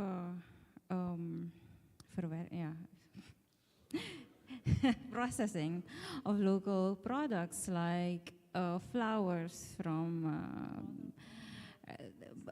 starches that we grow in the tropics. And so, you know, if you have things like cassava and banana, dashin, so they have so many different flowers that they produce from locally grown products. And these are products, we don't need to introduce new plants, we already have them. Sweet potato, bredebong, you know, and for me that was paradise because I don't eat sneestaya, dashin. Yeah, exactly. So we already have these, so we just need to process them. Okay. And that also helps with the question of distribution and having these crops don't, the lifetime of such a product. So it solves a lot of problems. Okay. Yeah. Thank you. Nog een laatste vraag. Ik ben eigenlijk een beetje teleurgesteld, want moet je maar dat zien, is het tire ginger wordt weggegooid en agroforestry is de bedoeling dat er een soort productie-innovatie komt, meer productie. Dus eigenlijk is er geen voordeel aan. En nu heb ik begrepen ook, in Brazilië zijn dus die mensen die daar in het platteland getraind worden om meer te produceren en geen toegang tot de markt hebben, wasted, all wasted. What is the purpose of innovating the agriculture in the rural area for those people that don't have access to the market? And production is wasted. What is the purpose? Wat is het doel dan van agroforestry? Ik begrijp het niet. Yes, the key is to simultaneously you have to work also at the sales and marketing and the commercialization, the use of the products. Because let's say the problem is not so much to cultivate or to produce, it is to do something with the production. And you need policies or you need a movement to use the products. And I think in the case of Brazil, the past government was not so much giving incentives to this local production, but what happened is that the people themselves started to commercialize the products more. And now they have a government which is stimulating the use of local products. But I think in Suriname, we need to do the same. And that is, if there are no policies from the government, it can also be something from the people themselves. Because I know it's difficult, but if there are the potatoes are, maybe they are more expensive than the sinisataya, the sneestaya. But then it depends to us to do something with that information. So in fact, I'm also disappointed. No. But I know that we need to change it ourselves. Ja, maar, yes. maar waarom is er begonnen aan zo'n project waar je al bij voorbaat weet dat de productie ervan waarschijnlijk ik hoop een klein deel dan toch nog, hoe noem je dat, wordt wasted. Is de energie die daarin gestopt wordt verantwoord? Of je zegt je, ik had eigenlijk dit eerst moeten doen, dus de logistiek ervan. Want nu praat meneer Lasso ook over opleiden van mensen uit het binnenland voor agro-industrie. En je hebt agro-industrie en je hebt geen logistiek. Ja. Wat gebeurt er nou? Ik ben ik ga niet met een goed gevoel naar huis, man. Sorry hoor, meneer Van Kanten, maar dat is mijn gevoel. Oké. Nee, maar kijk, het gaat er inderdaad om dat je de activiteit van verschillende kanten tegelijk moet aanpakken. Want je kan ook moeilijk zeggen, je gaat eerst wachten tot, anders krijg je namelijk een kip-en-ei situatie. Dat je bijvoorbeeld eerst gaat werken aan die afzet en marketing en dan aan die productie. Je moet het simultaan aanpakken.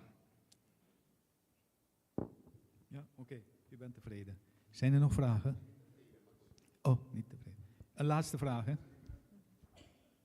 Oh. Ik wilde graag een opmerking toch nog maken. En ik loop één voor de naar laatste deze hoor, want die meneer daar die vraagt al lang om... Ik wilde graag een opmerking maken, want ik snap dat hij zegt van er is zoveel waste. Maar ik denk dat in de presentatie van Chantal er iets goeds naar voren is gekomen. Wat we vandaag de dag doen in de wereld is de grootste waste. De manier hoe we nu produceren, nietigen we de aarde. Dat is wat er gebeurt. Deze manier die een nieuwe mindset vereist, die weging vereist zoals de anderen hebben opgeroepen, dat gaat voorkomen dat we nog steeds zoveel wasten. Dus ik denk dat u met een goed gevoel naar huis kunt gaan, dat we allemaal samen moeten bundelen.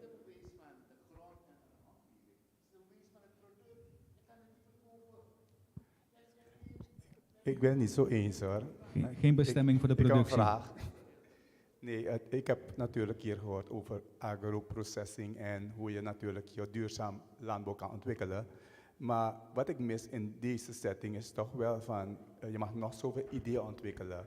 Maar hoe zit je eigenlijk met de confrontatie met andere sectorale ontwikkelingen? Want ik zie bijvoorbeeld, er is veel goudwinning met veel quick-in-feiten, we vernietigen gronden met andere soorten economische activiteiten. Hoe gaat dat plaatje eruit zien? Want ik snap dat Suriname natuurlijk ook wel de potentie heeft om voedsel op een grote schaal te gaan produceren, maar dan moet je wel die confrontatie aangaan met andere sectorale ontwikkelingen. Want ik denk, en daar wil ik deze meneer geruststellen, het gaat om een integrale benadering. Je moet ergens beginnen om uiteindelijk te kunnen integreren. Policy moet geïntegreerd worden en daar ga je natuurlijk andere vraagstukken moeten beantwoorden. Maar je moet alvast beginnen na te denken van hoe ga ik mijn productie opvoeren. Dat is een goed begin hier. Okay. Dus mijn vraag is, hoe ga je integreren? Nog behoefte om iets aan te voegen? Anders meneer Simons, een laatste vraag. Nee, geen vraag. Gewoon even nog ingaan op wat die discussie. Oké, ga uw gang. Als ik zo net eerder ook zei, er is een verschil tussen commerciële, als je wil, kapitalistische ontwikkeling, landbouw doen om geld te maken en te verkopen en nog steeds meer winst en geld te maken.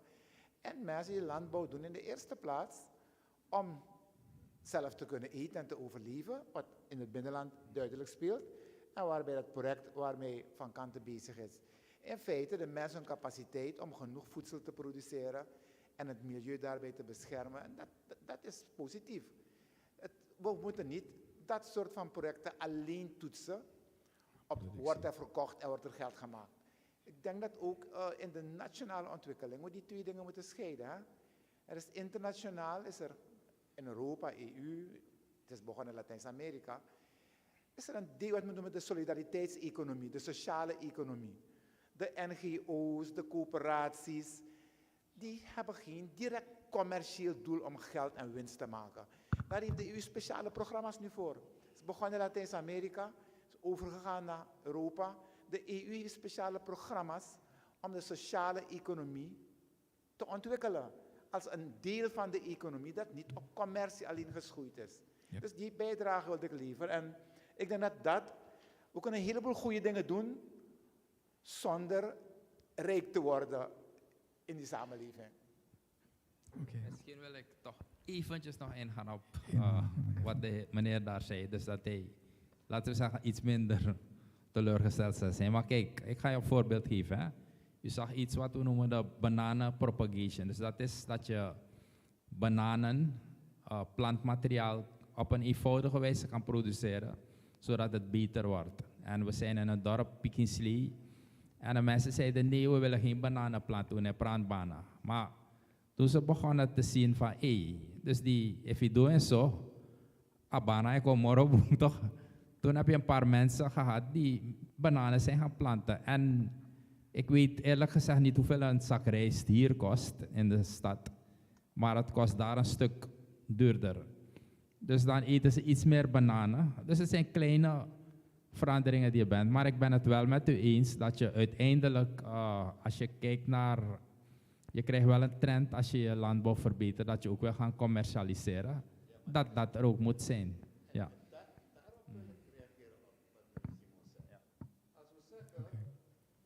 In het binnenland en het platteland gaan we mensen leren planten en innoveren om zelfvoorzienend te zijn. Goed. No problem. Dan heb ik no problem. Maar wanneer je zegt je gaat innoveren en productie verhogen, toch? En je hebt geen access tot de markt, dan doe je het niet. Tenminste, dus zo ruw wil ik het uitdrukken hoor. Een voedselschuur zonder deuren. Ja, en ik zeg, wanneer je weet, we weten het al, dat producten in het binnenland niet naar de stad kunnen komen vanwege dus de dure dingen, dan zeg ik oké, dan moeten we misschien daarover discussie voeren. Of, zegt meneer Simon, tweesporig beleid, eentje is echt commercieel voor grootlandbouw en dat andere is voor eigen gebruik. Dan zeg je oké, dan mag het. Dan hoeft het niet eens zo geavanceerd te zijn. Oké. Ja. Weinige geld die we ter beschikking hebben, misschien ook voor andere sectoren gebruiken. Ook voor andere, whatever, in het land. Oké, u merkt dat de discussie is heftig. Ja, dus ik ga nu een beetje tevreden naar huis. Nee. Nou, ik wil in elk geval nu vast de panelleden bedanken. Ik nodig meneer Menke uit om even de samenwerking met de regio aan te kaarten en in verband met wat er hier besproken is te kijken wat en hoe verder. Ja. Ja? Gaat u het van daaruit doen? Ja, ben ik hoorbaar? Ja hoor. Ja, bedankt. Even dichter bij uw mond houden, de microfoon. Ja, misschien kort, dus de review en dan de perspectieven. Weet je, misschien de anekdote van die aardappel. Weet je, dus de aardappelen, die worden geïmporteerd. En dat was het verhaal, hè, dat vanuit Brazilië de aardappels naar Duitsland gingen. Live 2008. Het was mijn derde trip naar Brazil. Het was de dissertation of Rudy van Els. Rudy van Els is een Surinamer die op energy is gepromoveerd. En we gingen naar een café in Brasilia. And there was a Brazilian from German descent, sitting left from me. In Portuguese you say alemão. And you know, we were drinking. It was na de dissertatie van Rudy van Els. En op een bepaald moment zei hij woonde in Goiás. Dat is net onder Brasilia. En ik vroeg hem wat hij deed en hij zei hij exporteert aardappelen. En ik zeg waar naartoe? Weet je, Zuid-Amerika, Argentinië. Hij zei nee, het belangrijkste zijn Nederland en Duitsland. Anyway, 2 dagen later heeft me uitgenodigd op zijn landgoed. Het was een redelijk grote grondbezitter. En ik stond echt versteld van de kwaliteit van die aardappels en die kolossale aardappels. Nou, wat ik hiermee wil aangeven, ik heb in Nederland gestudeerd. Ik ga je zeggen, als je wil begrijpen het vraagstuk van ons en die discussies hier over mindset, een van de grote problemen is dat we, hoe zeg je het netjes, mentaal zijn geïsoleerd. Toch, we zijn niet alleen geografisch, logistiek geïsoleerd, maar ook mentaal. En dus die koloniale verhoudingen, dus die werken door. Dus we hebben nooit echt serieus geregionaliseerd en met onze buren samengewerkt. En dat brengt me op het punt van vanavond. Dus ik eindigde aan het begin. Ik zei, verbinden is heel belangrijk.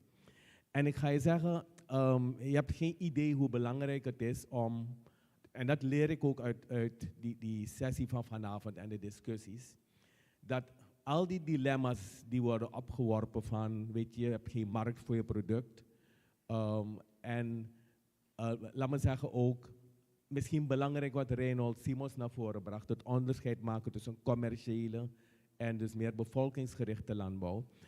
Wat ik heb geleerd is in het geval van, misschien die derde slide van Janaïna, die meneer is er niet, die derde slide van Janaïna, weet je over, ik denk dat het was die permacultuur waarover Chantal het had, die agro-ecologie, dus waarover Rudy van Kant het had, dat was links.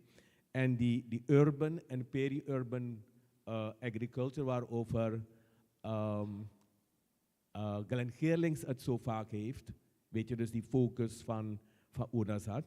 En natuurlijk die korte marktcyclus. Ik ga je zeggen, Brazilië met zijn bijna 220 miljoen inwoners, approximately 215 million inhabitants. Ik stond verbaasd over, acai is een van de bosproducten waarin Janaïna is gespecialiseerd, waar je hier ook een toename hebt, weet je, dus vooral vanuit het achterland, weet je, en de Brazilianen, dus ook in die productieketens, you know, de chains, waarover Janaïna het heeft. Ik stond verbaasd om in Brazil mee te maken hoe eigenlijk niet alleen in Belém, op Veropeso, dat is de markt in een van de grootste open markten, hoe eigenlijk cultuur met consumptie is verbonden. En hoe ook tegenwoordig, wat je in die presentatie van Janaïna zag, hoe eigenlijk het voor schoolvoeding, dus gezonde voeding, weet je, dus voor healthy food, weet je, als tegenwicht op wat ze noemen die supermercation met ultra-processed foods. Dus ik denk dat inderdaad dat tweesporenbeleid, dus ook als je dus je opleiding gaat uitbouwen, dat je dat tweesporenbeleid in de gaten moet houden, maar dat er voorbeelden zijn, zeker bij onze zuiderbuur, hoe je iets wat 30 jaar geleden dus alleen maar op het achterland belangrijk was, dat was acai, Potosiri, hoe dat eigenlijk is doorgedrongen tot de grote steden, Sao Paulo, Rio, alle steden in Brazilië, alle 26 staten, maar ook een belangrijk exportproduct is geworden. En dat brengt me eigenlijk op misschien het laatste deel, het perspectief voor wat we zouden kunnen doen. Ik denk samenwerking natuurlijk lokaal, want kijk, zo net is geëtaleerd met die presentaties van de 4 mensen, een stukje research en development. Toch, dus ook wat Chantal naar voren heeft gebracht, is verbluffend hoe je eigenlijk je hele levenscyclus, die ecologische cyclus, toch binnen een filosofie terug kan vinden, maar ook in de levende praktijk. Weet je, van een microcosmos van eigenlijk die cyclus, wat eigenlijk, nou die eieren van jou, dus die zijn lekkerder en die verkoop je niet, hè? Die verkoopt ze wel. Die verkoopt ze wel. Oh ja, die verkoop je wel. Die verkoop je wel. Oké, nu misschien als laatste, als slot. Ik denk, als we kijken naar de regio, toch? We hebben dus Frans-Guyana, Guyana en Brazil in het zuiden. Ik denk dat om die samenwerking met ook Frans-Guyana, maar ook Brazilië en Guyana op gang te brengen, dat wat Brazilië betreft zitten er een paar mensen van het Suribras Academic Network, in 2014 opgericht. En weet je, het is een klein netwerk met een heleboel mensen die ook uit Brazilië hier teruggekomen zijn. In totaal zijn er tussen 1984 en 1993 130 studenten naar Brazil gegaan.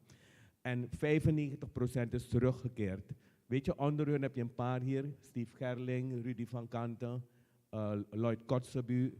Telma is zelf Braziliaanse. Dus ik denk dat dat een goed voorbeeld is van, weet je, dus dat mentale isolement doorbreken. Maar in de afgelopen 8 jaar is ook gepresteerd dat we, weet je, zowel binnen opleidingsinstituten, ook de Anton de Kom Universiteit, hebben gezorgd voor een heleboel positieve uitwisselingen.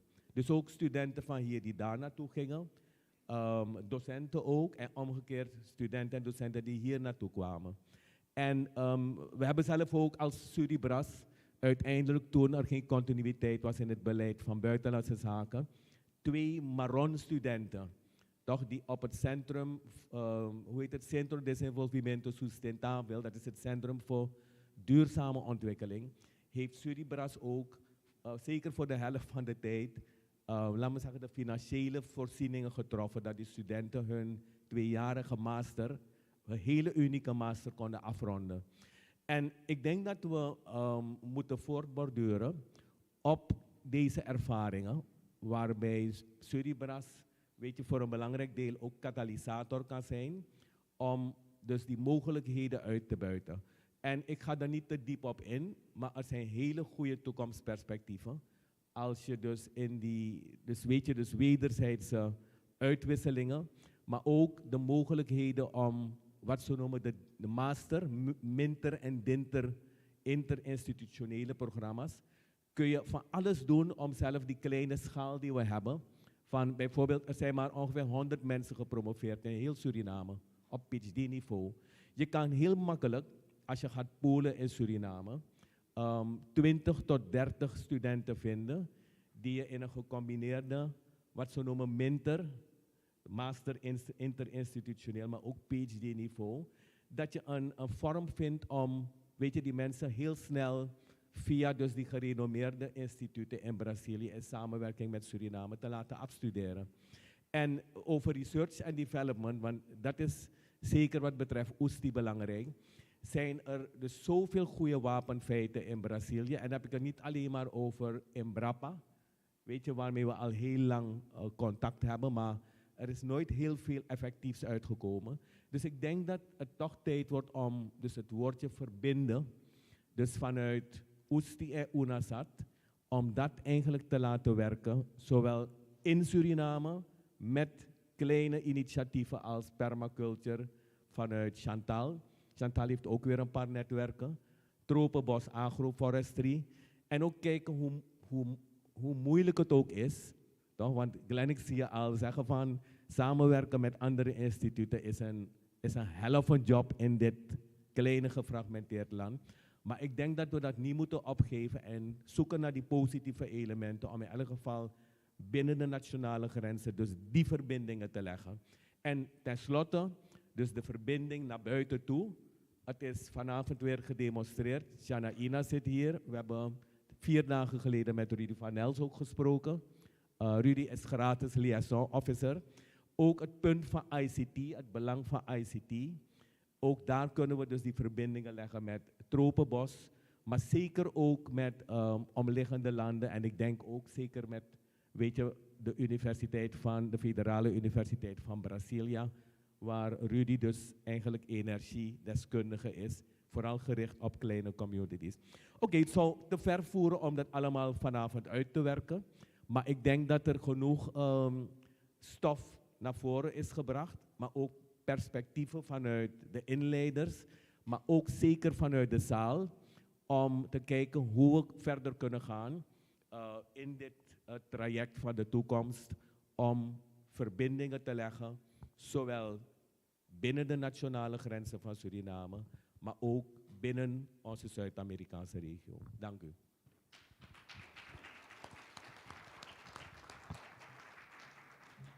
Er rest mij eigenlijk niets meer te zeggen dan mevrouw Janaina de Lies heel hartelijk te bedanken, ook voor haar deelname en het bezoek aan Suriname.